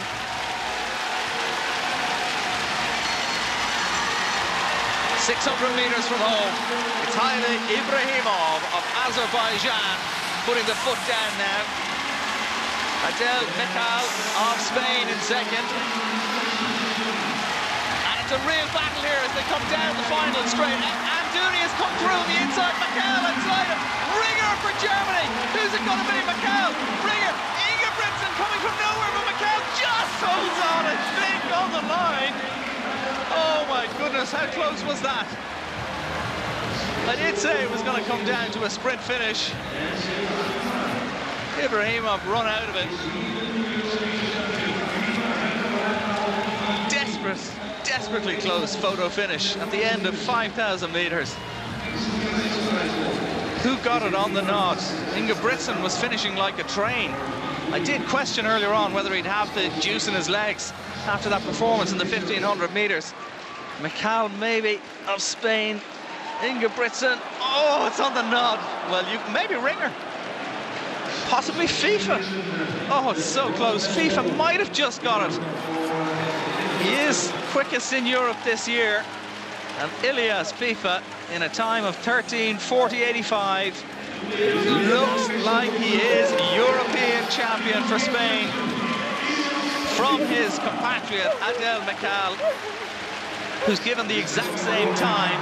And Richard Ringer takes bronze in a season's best, which is also the exact same time. How often has that happened in a 5,000 metre championship race where 1, 2 and 3 are all given the same time? Ingebrigtsen missing out on a medal by 1/100th of a second. Amdouni 5th, Ibrahimov back in 6th, Florian Orth 7th. But it's gold for Spain, silver for Spain. Ilias FIFA, Adel Mikal, and Richard Ringer. A fine performance from him, a season's best to take bronze, and you can see he's absolutely thrilled with that. I don't know, can you remember a closer finish than that, Greg, in a 5,000? Absolutely not. Extraordinary. Race to the championships, no doubt about it. We get more reaction back in studio and hear more from Amsterdam here straight after the break.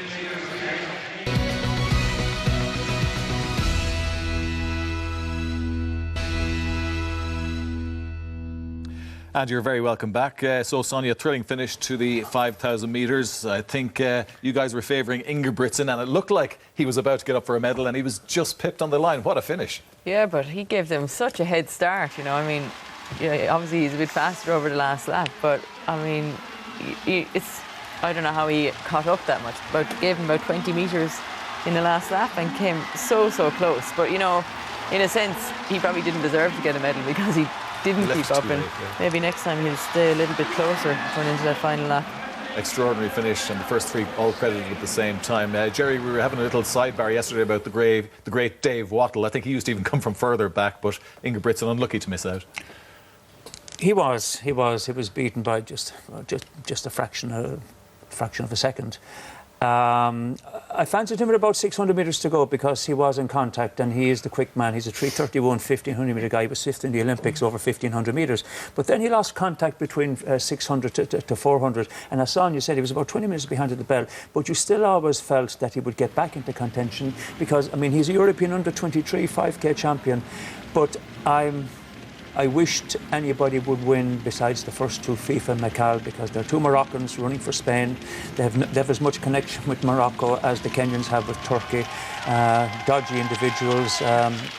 Pity Ringo didn't win it, or Ingebrigtsen or Ibrahimov, anybody but those two, but they won it. It was a great race. I've never seen anything like it where you have 3 people run the same time. I mean, I actually thought that Ingebrigtsen had actually won the race, and he finished 4th. You wanted him to win. I suppose it is. I suppose, yeah. There's another metre there. Another metre he'd have won it clearly. Yeah. You'd have said he had a snug win. Okay, well, the finals are now coming thick and fast. And as you can see, the men are lining up for the 800 metres final. So let's go back to Amsterdam. Well, Peter, we've seen one of the great finishes in a championship race in that 5,000 metres, and we have potentially another one ahead of us here in the 800 metres. Just to do a bit of housekeeping, the shot put has concluded. We saw David Searle win with 21.30. He won from Haratic of Poland. In the second position, Michael Haratic with 21.19, and Arnaud of Portugal takes the bronze with 20.59. But our focus now switches to this 800 metres final. Elliot Giles on the inside, there on the very outside, Tymon Coopers, who ran a really brave semi-final and has been rewarded with a place in this final. But the likelihood is the winner is going to come from the centre lanes. There we see Kashot in lane 3, Adam Kashot, Amel Tuka, Bosnia in lane 4, Pierre-Ambroise Boss in 5, and Marcin Lewandowski in lane 6. The likelihood is that the winner will come from one of those 4 lanes. Elliot Giles for Britain in lane 1, Giordano Benedetti, Italy, lane 2, Adam Kashot in lane 3, Amel Tuka 4, Pierre-Ambroise Boss in 5, Marcin Lewandowski in 6, Alvaro de Arriba of Spain in 7, and there we see Tymon Coopers of the Netherlands out in lane 8. And once again, a little warning for the athletes here in this 800 metres final. Tuka is a fast finisher, but Kashot there is the defending champion, silver medalist at the World Championships. Possibly the favourite to take this 800 metres final on the final day of the European Championships in Amsterdam. Straight away, Boss, the Frenchman, going up on the inside. Cooper's coming across in the orange singlet for the Netherlands. He went out very hard in the semi-final. Tymon Coopers, I'm not sure that tactic is going to pay dividends in this final. Lewandowski in second place. Britain's Elliot Giles then from Benedetti. Kashot taking it fairly easy, as he quite often does in these 800-metre races. The Spaniard de Arriba just behind him. But Tymon Coopers from Lewandowski, Elliot Giles, Kashot, Boss, Benedetti, Tuka he's one but last. And now de Arriba bringing up the rear. Coopers still leading. Lewandowski tracking him though. Elliot Giles, the 22-year-old Brit, in third position. Adam Kashot taking up the third spot now, just behind Lewandowski. Boss there also making a move and staying close to Kashot, who's taken off like a shot to pass Tymon Coopers, and Kashot has made his move for home. Can anybody go with him and catch him? Adam Kashot, the defending champion and silver medalist from the World Championships last year, looks like he's going to add the European gold to that list. He's well clear coming down the straight. A great run by Elliot Giles, might earn him a medal. Lewandowski and Giles for silver and bronze, but it's gold for Adam Kashot. Poland collect another gold medal in the form of Adam Kashot, who totally dominated the last 200 metres of that race to win in a time of 1:45.18. Lewandowski might have just got up for second place, so a Polish 1-2, and Elliot Giles will be delighted with that medal for Britain, finishing ahead of Amel Tuka in third place. Tuka fourth. Boss will be disappointed, the Frenchman, back in fifth. Just run out of it, and Tymon Cooper sixth. But look at the space that Kashot has there to the second and third runners. Yeah, Lewandowski just on the dip from Elliot Giles. But Adam Kashot is the real deal It will be very interesting to see how he gets on in Rio when the stakes are a little bit higher and he's got competition like David Rashida. But certainly at a European level, there doesn't seem to be anybody to touch Adam Kashot. And Lewandowski, second for Poland. Elliot Giles, a bronze medal for Britain that they mightn't have expected. Back here with more very shortly.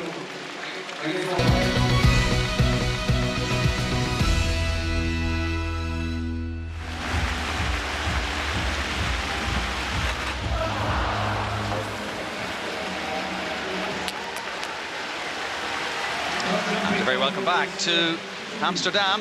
There we see Robbie Gravarts failing at 2:32. The Britain will have to settle for a silver medal. We saw Gianmarco Tamberi clear 2:32 earlier on, and he will take gold. It's a bronze for Chris Baker in the high jump final as well. 2:29 PB for him. So that's a silver and bronze for Britain on what has been a good few minutes for Britain after that bronze medal for Elliot Giles. Now the 4x400 meters relay for women final coming up. Britain in lane 5. Emily Diamond, Annika Onura, Eilidh Doyle and Seren Bundy Davis running the anchor leg for Britain. Here's Emily Diamond, the lead-off runner for Britain in this 4x400.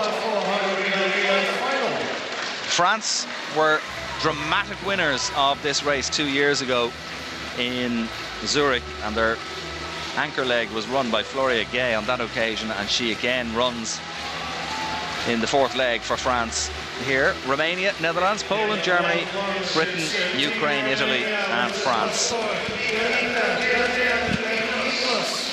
Romania in lane 1, and Adelina Pastor is their lead-off runner.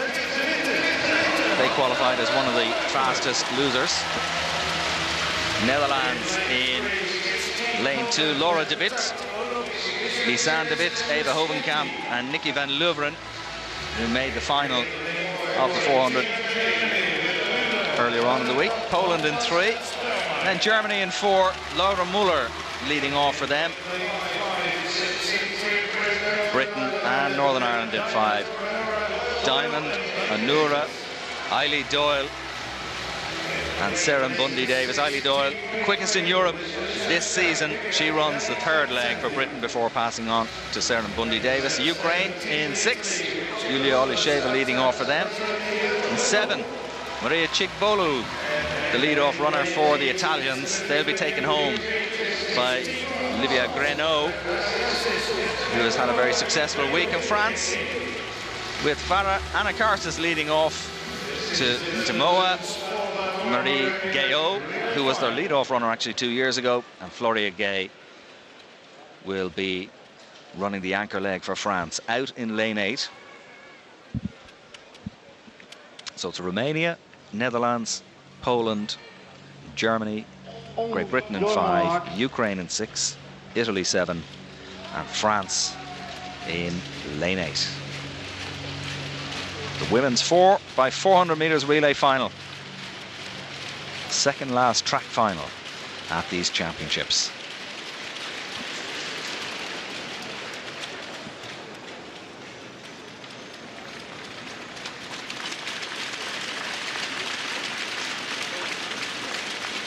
Set.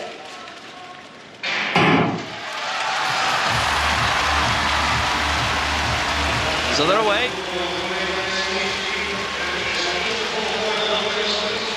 Farah Anakarsis going out hard in lane 8 for France. She's made a good start. The Poles in lane 3, Evelina Patak going out for them pretty well. And in lane 5 for Britain, Emily Diamond running a good first leg. She's making up ground on the Ukrainian outside her. Anakarsis went out hard for France. Hard to gauge on this stagger though in a 4x400 meter relay, but certainly for Britain, Emily Diamond has run a very, very good first leg. We'll see at the handover here now. It looks like Britain ahead, Ukraine, France going well as well. Germany in lane 4. Molenkamp for them in lane 4. But Britain are clear, and their second leg runner is Annika Anura as they break the stagger and come across. Nisimo of France second. The Germans coming in third position at the moment. Molenkamp for them. But Anura looks comfortable leading out. She's got a metre or two from France. Germany third, Ukraine fourth, Poland in fifth.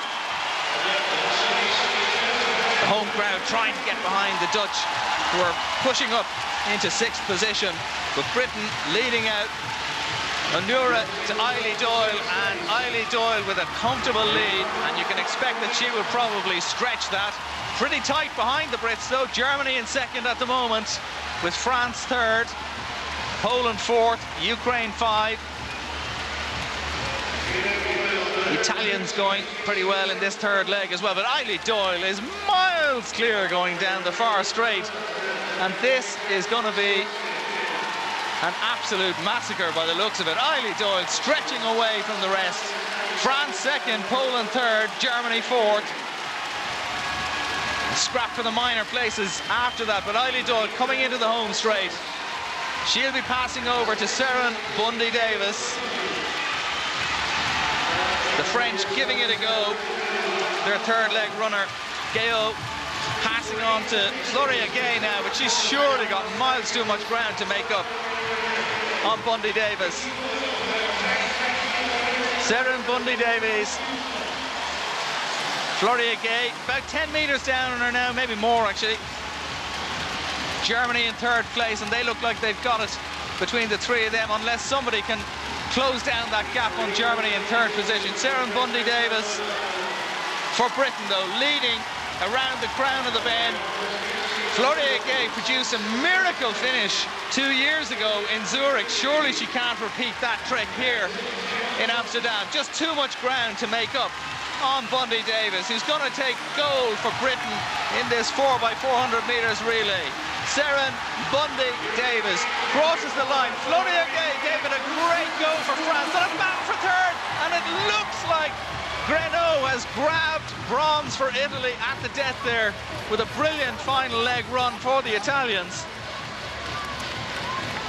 But an imperious performance by Great Britain, and a world lead time of 3:25.05 for Diamond, Anura, Doyle and Bundy-Davies. An extraordinary performance by them. A season's best from France, 3:25.96. And Italy have indeed taken bronze, 3:27.49. Very, very tight for that bronze medal. Poland just pipped by the Italians. Poland have to settle for fourth. And after that it was Germans. A season's best from the Germans, 3:27.60 for fifth place. Ukraine in sixth. The Netherlands didn't really feature in this one like their sprinters did in the 100 metres relay. The pass over there to Eilidh Doyle. They just needed to be sensible. No histrionics. Gao for France was waiting, and she made up a bit of ground, but really Britain were away home and dry, a long way out there, despite the best efforts of Floria Gay to make it an exciting finish. And she did hunt down Seren Bundy-Davies, but there was just too much ground to make up. And another gold medal for Britain. Last field event of these championships is the women's triple jump, which is still in progress in round 6, final round. And this is Poland's Anna Jakasiak-Michalska. And that's awfully close to the lead. Maybe not quite enough, but it's within 10-15 centimeters of the lead. We'll see in a moment when it comes up. It's well out over 14 meters in the territory of 1450.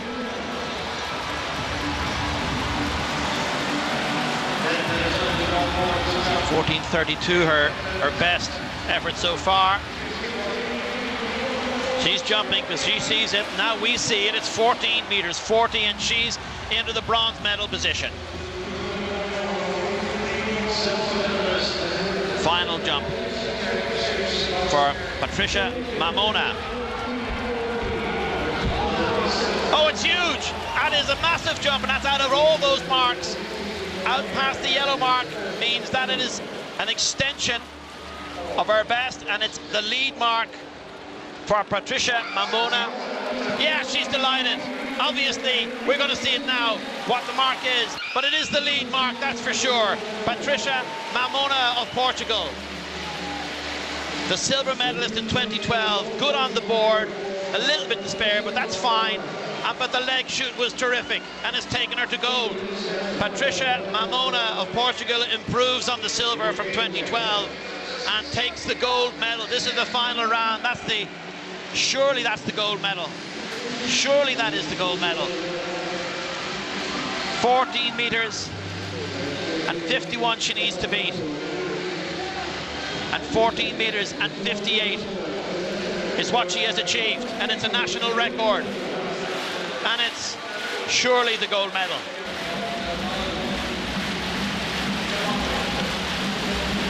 Papakhristou of Greece. Oh, that's close enough, but not going to threaten that gold medal position. Papakhristou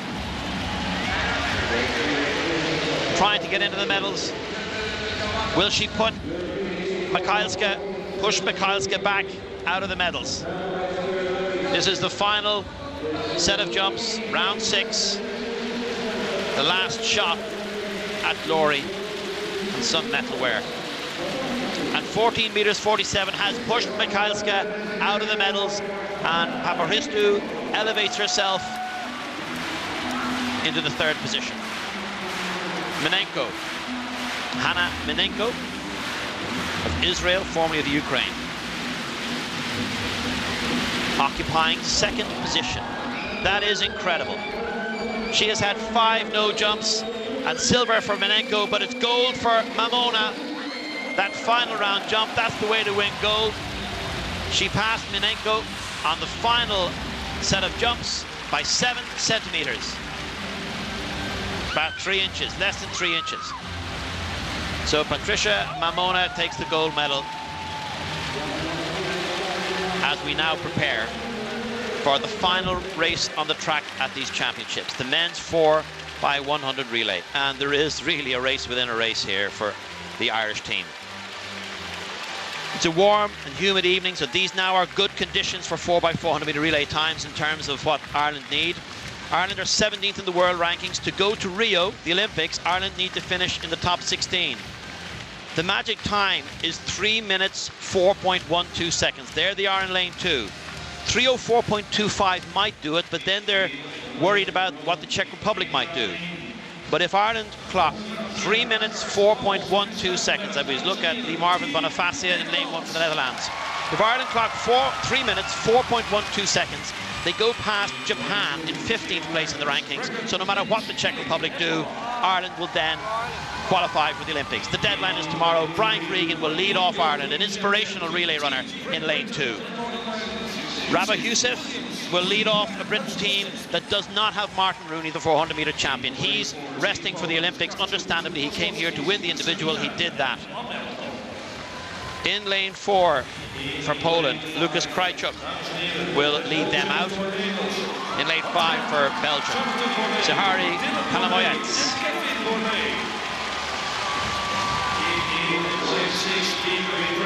Ukraine out in lane 6. They could conceivably also push themselves into the top 16 of the world rankings.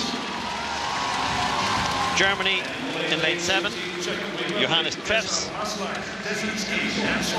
And out in lane 8, Czech Republic. Now, man for man, they don't match up any better than the Irish do, but they have Pavel Mazlek, the one absolute piece of gold in their 4-man quartet, obviously. And Mazlak is the man who could well take the Czech Republic into the top 16. They're currently 21st in the world rankings, and they want to go to Rio as much as Ireland do.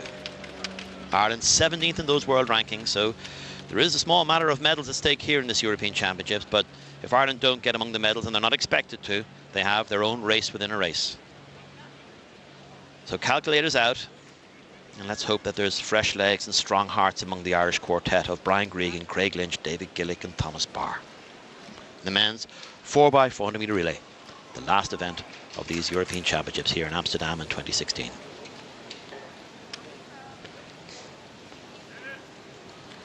Set. So away, and a long stagger, the longest stagger there is in track and field athletics for the men's 4x400 metre relay. And the 500 metre stagger, they'll run in lanes for this amount.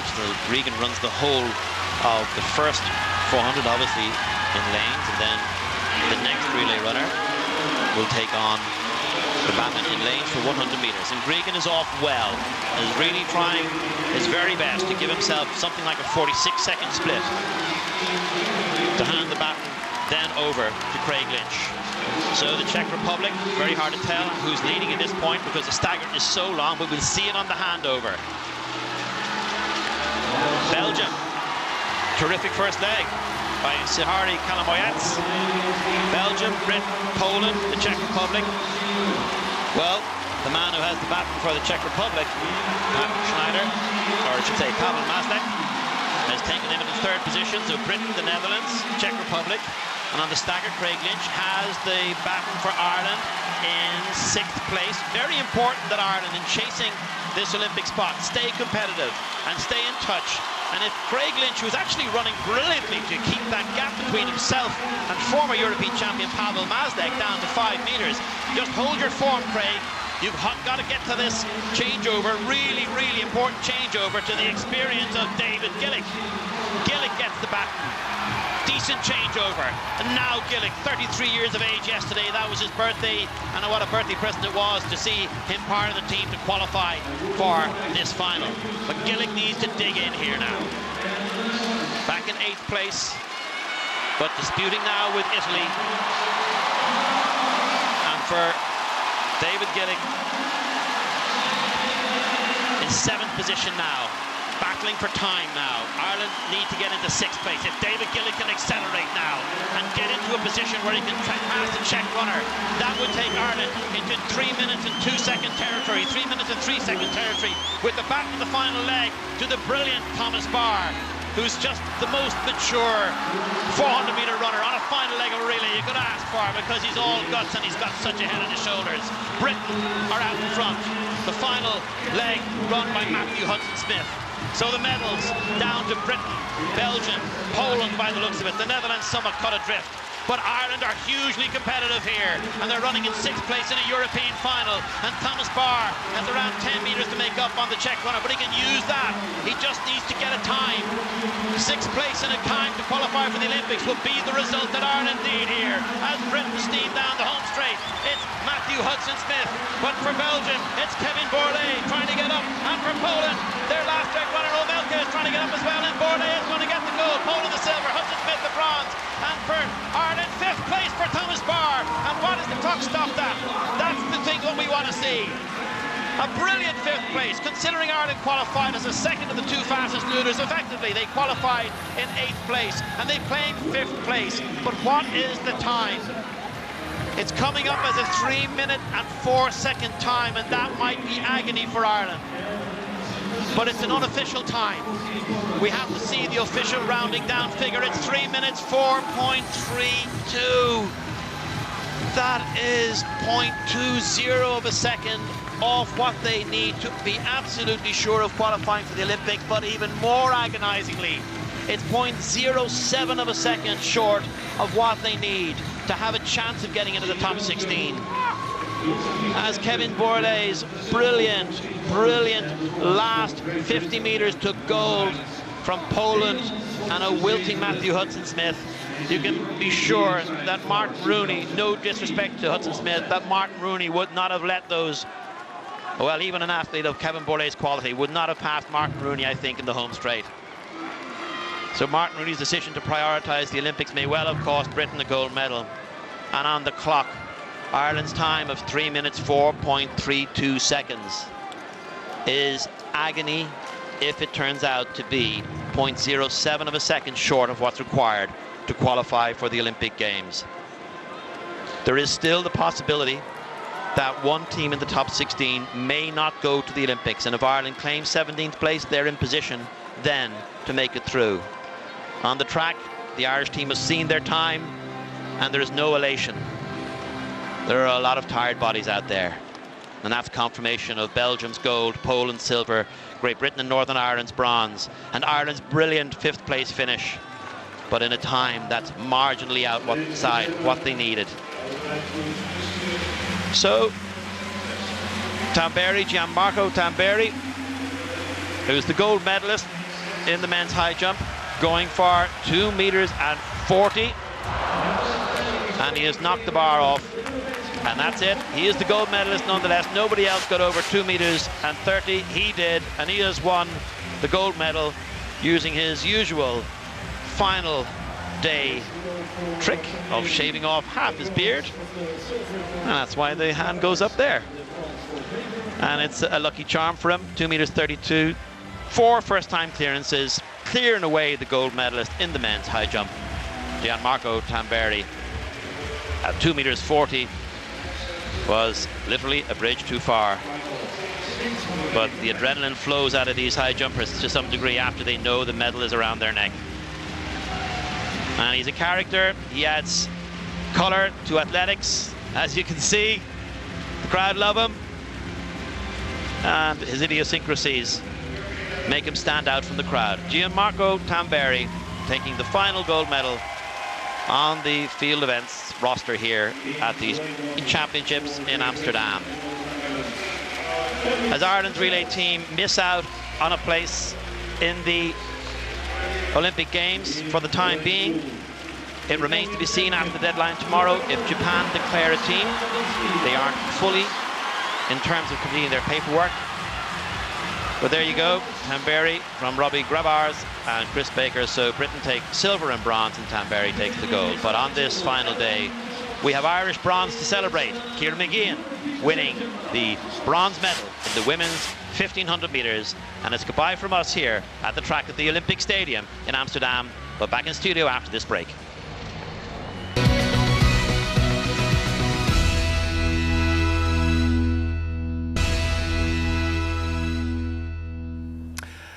And you're very welcome back. So, as you have just seen, agonisingly close for the Irish team. A very good performance in the race to come home in 5th place in that 4x400 metres relay.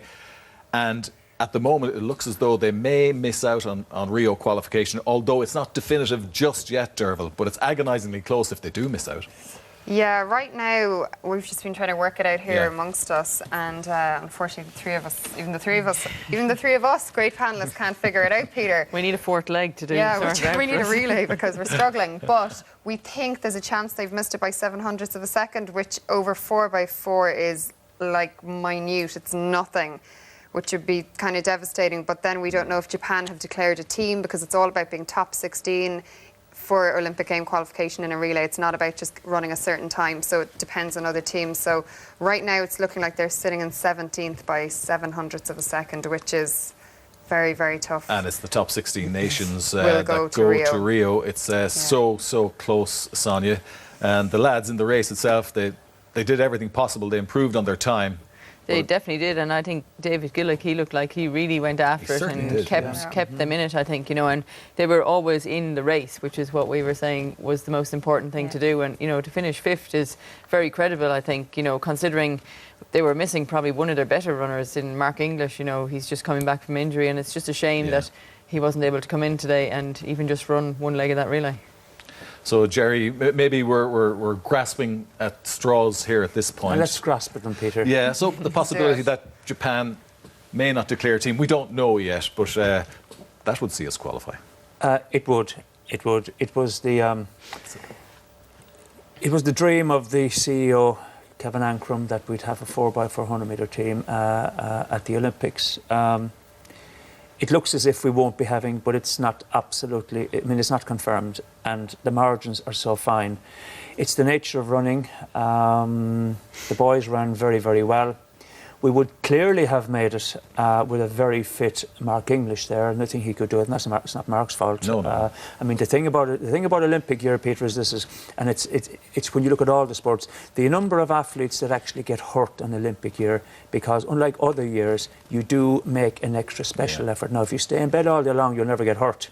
You know, but once you go out and once you train, and the more you train and the harder you train, you're always running the risk. I mean, in trying to reach for the stars, you do take a chance, and injury is always there's a possibility of it happening.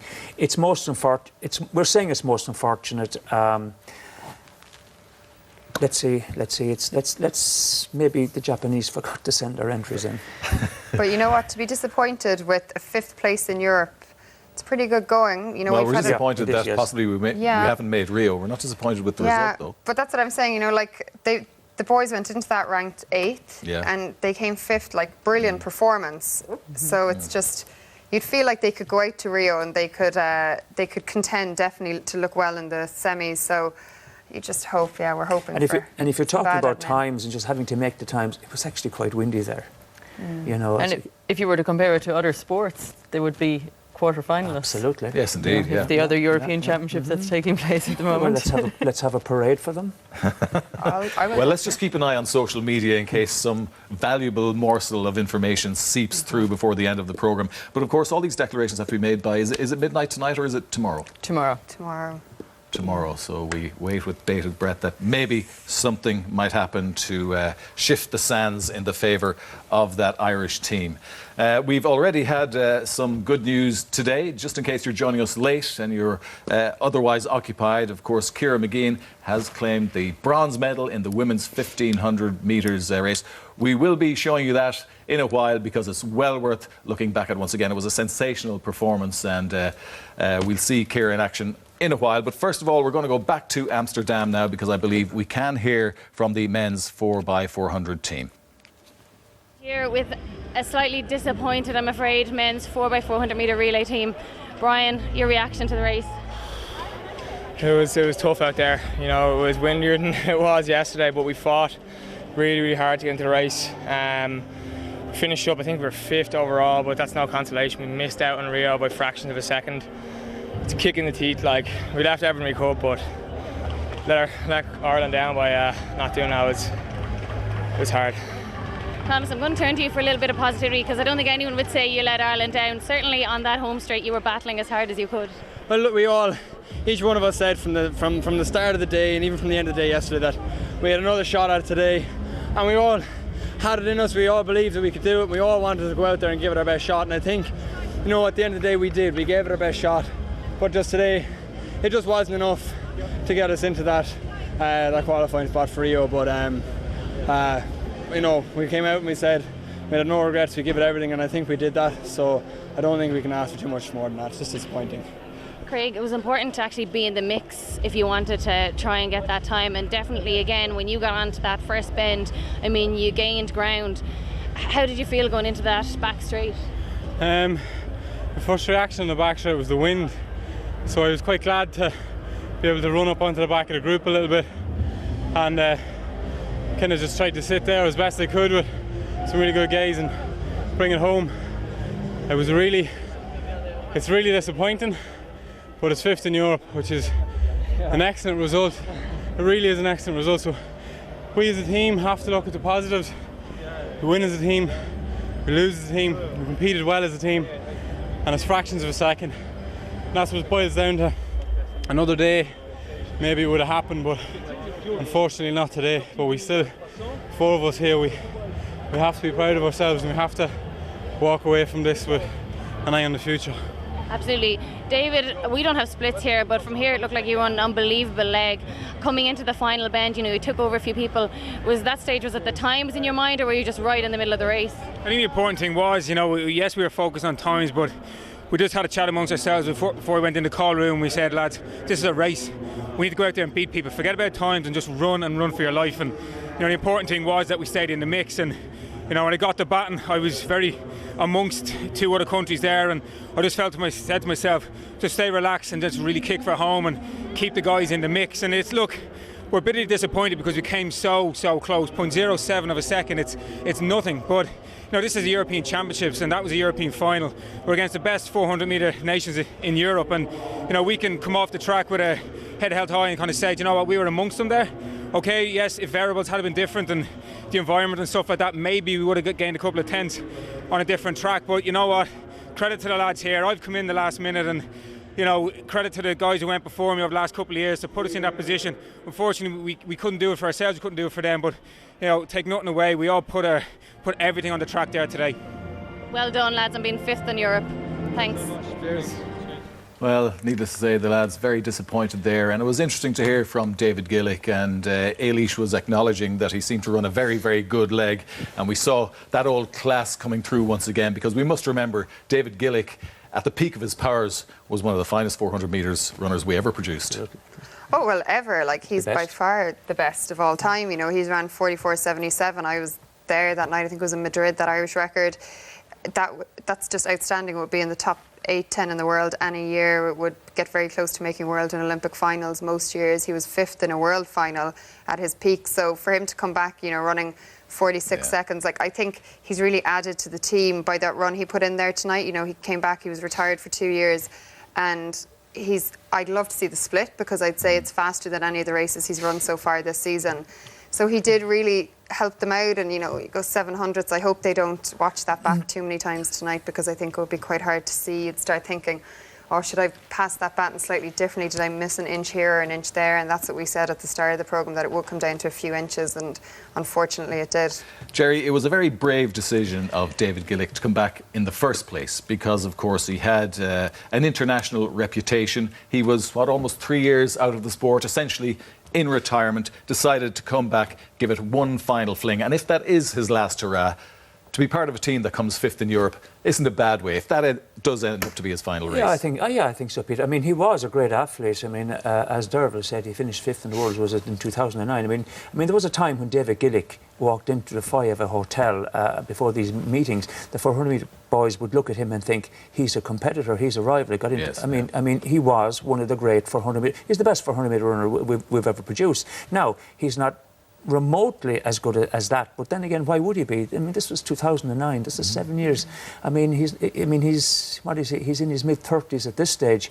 I was surprised to see him back, to be quite honest with you. When I saw results, I said to myself, that must be a mistake, because I associated David with...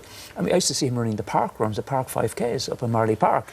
So I was very surprised, and he was kicking football for a while as well, which is not perfect, which is not proper competition or preparation for something like this. So it was great to see him back, and he ran well. Now, it's kind of misleading when you see all these... we don't know the splits. And it all depends on who you're running against. Were the strongest people on the third leg? Were they on the first leg? Were they on the second leg? But optically, it looked as if he had a very good run. They're 5th in Europe, but you can see that they're properly cheesed off. They all feel at this stage that they've actually missed out in Rio. And that's all they were ever talking about since this time last year, making Rio. Yeah, it's a real shame that it looks as though we may have missed out for the 4x400 men's team. But there was, of course, a very good news story earlier on in the afternoon. A sensational performance by Ciara Mageean at what was her first major championship final. She was in the 1500 metres. We pick it up 2 laps from home. Here's what happened. Watch it properly, huh?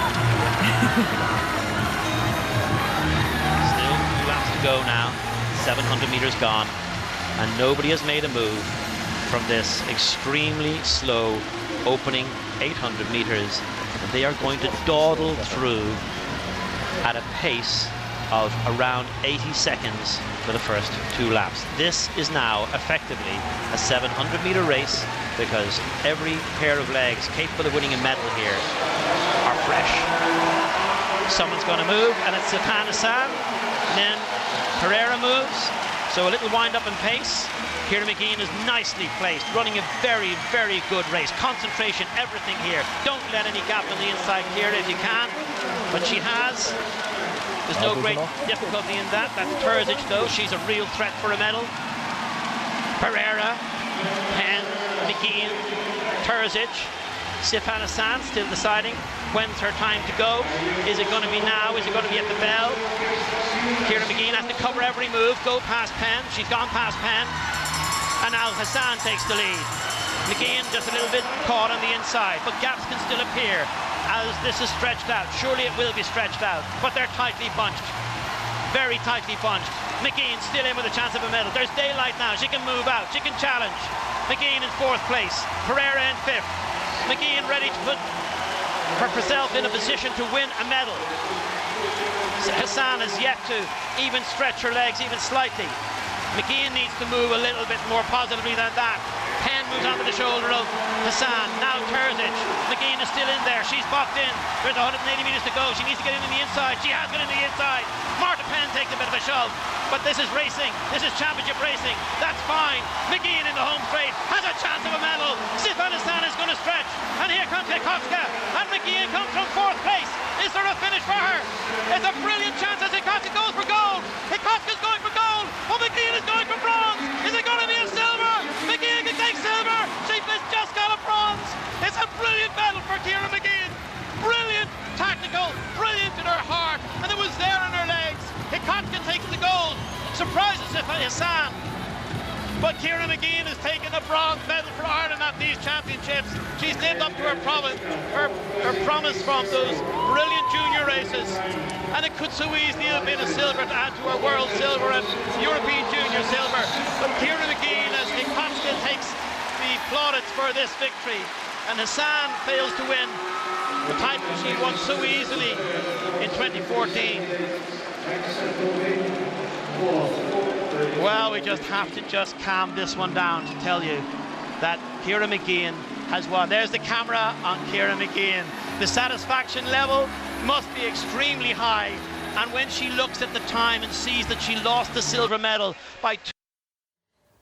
Absolutely wonderful performance there by Ciara McGeehan. A great bronze medal, missing out by the narrowest of margins on silver. But going on that performance, that could very well come at a later stage. But for the moment, Sonia, we have to just bask and enjoy what was a brilliant race performance. And this is why the 1500 metres has always been regarded as the blue ribband event of many a track and field meet, because you can see the tactics unfold. It's very technical. There's pace involved. And Ciara, again, as she did in the semi-final, seemed to react to everything that was going on around her right throughout the race. She did. She was like always in contention, you know, and even it was great watching it there. I think the second time round you could actually relax and you could watch what everybody else was doing and kind of try and work it out a bit more. I think the first time round we were only watching Ciara, so you don't see what else is going on, and it was amazing. At the top of the straight, Ciara, she was right beside Hikoska, the girl from Poland who won. And the only difference was that Hikoska was on the outside and Ciara was on the inside, and it was like she was doing the steeplechase, because she ran into a whole load of obstacles and she tried to get through them and she couldn't, so she had to go around them, whereas Hikoska was on the outside and she had a clean run all the way to the finish. So I think, you know it's one thing to run 1500 metres exactly and not go out into lane 2, but I would believe that Ciara, she might learn from this that you don't have to stay on the inside lane when it's a slow race. It really doesn't make a huge amount of difference, and I would always be of the belief if you have a clear run, you're better off. And I mean, she did fantastic to get the bronze medal, to nearly get the silver medal, and that will kind of increase her confidence and her belief in herself now. And the most important thing is, when you know that you can compete over that last lap, is to be in a position where you can actually run that last lap with clear space. And, she did really well to relax when she was boxed in. I mean, a lot of people would panic and they might go out the back door like Terzic, I mean, she was right there as well with a lap to go, but she finished 12th. She, panicked a little bit and just didn't end up finishing at all, whereas Ciara was able to manage the situation. These things are fractions of seconds, when you have to kind of decide, will I wait here and I might get through still, or will I, oh, forget this, I'm just going to go around people. And that's a big decision to make, to kind of you nearly take a step backwards to go around people to get a clear run. But then you've given the other girls a head start and it's very difficult to catch up.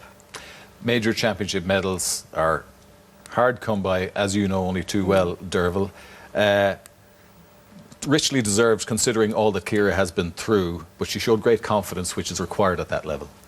Well, I think at that level you have to believe you can actually win, even if it doesn't look like that on paper. And that's why I really enjoyed her reaction afterwards, because to think that this is a girl who, this is the first time she's run for Ireland at a senior major championship and she was disappointed with a medal, like, that's a phenomenal attitude to have. So that will really stand to her in Rio. But like, it's funny, most of us would have seen her running for 4 minutes today, but it took her 5 years to get to this point where she won a medal over 4 minutes. You know, like the last time she medalled was as a junior 5 years ago. And I saw her 2 years ago in the Institute of Sport when she'd just had that Achilles surgery. She couldn't walk, let alone think about jogging. And I think to get yourself back from that point and keep believing that you can be one of the best in Europe and then the world just shows an incredible determination and drive. And we have very many junior athletes who don't ever come through and medal at a senior level. So for her to do it, it's just phenomenal. And I think, you know what, she'll just kick on. I think she can, without putting too much pressure on her, I think she can make an Olympic final. And with the way athletics is at the moment, that Olympic final could open up and who knows what could happen. But the fact that I think she believes it the most, that's all that matters. Jerry, we have to leave the final word with you as a coach. You've gathered your thoughts. I know it was a nerve-wracking experience for you, understandably, but you have to be thrilled with that. Thrilled. She should have been second. The Norwegian cut in on her with about 50, 60 metres to go, so she had to come 3 wide. That aside, the overwhelming impression is that she belongs at this level.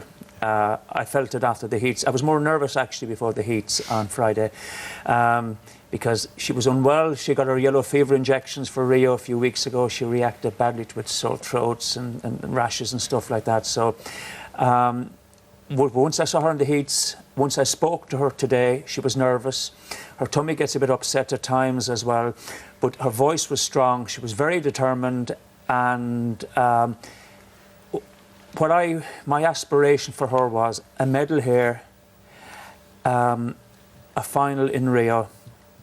Safan Hassan will make the final. The Polish girl, Hikocka, will definitely make the final. I don't see why Ciara can't make the final. But as Derval says, I think she's going to kick on from here because she doesn't have the same background and training behind her that the rest of the girls have.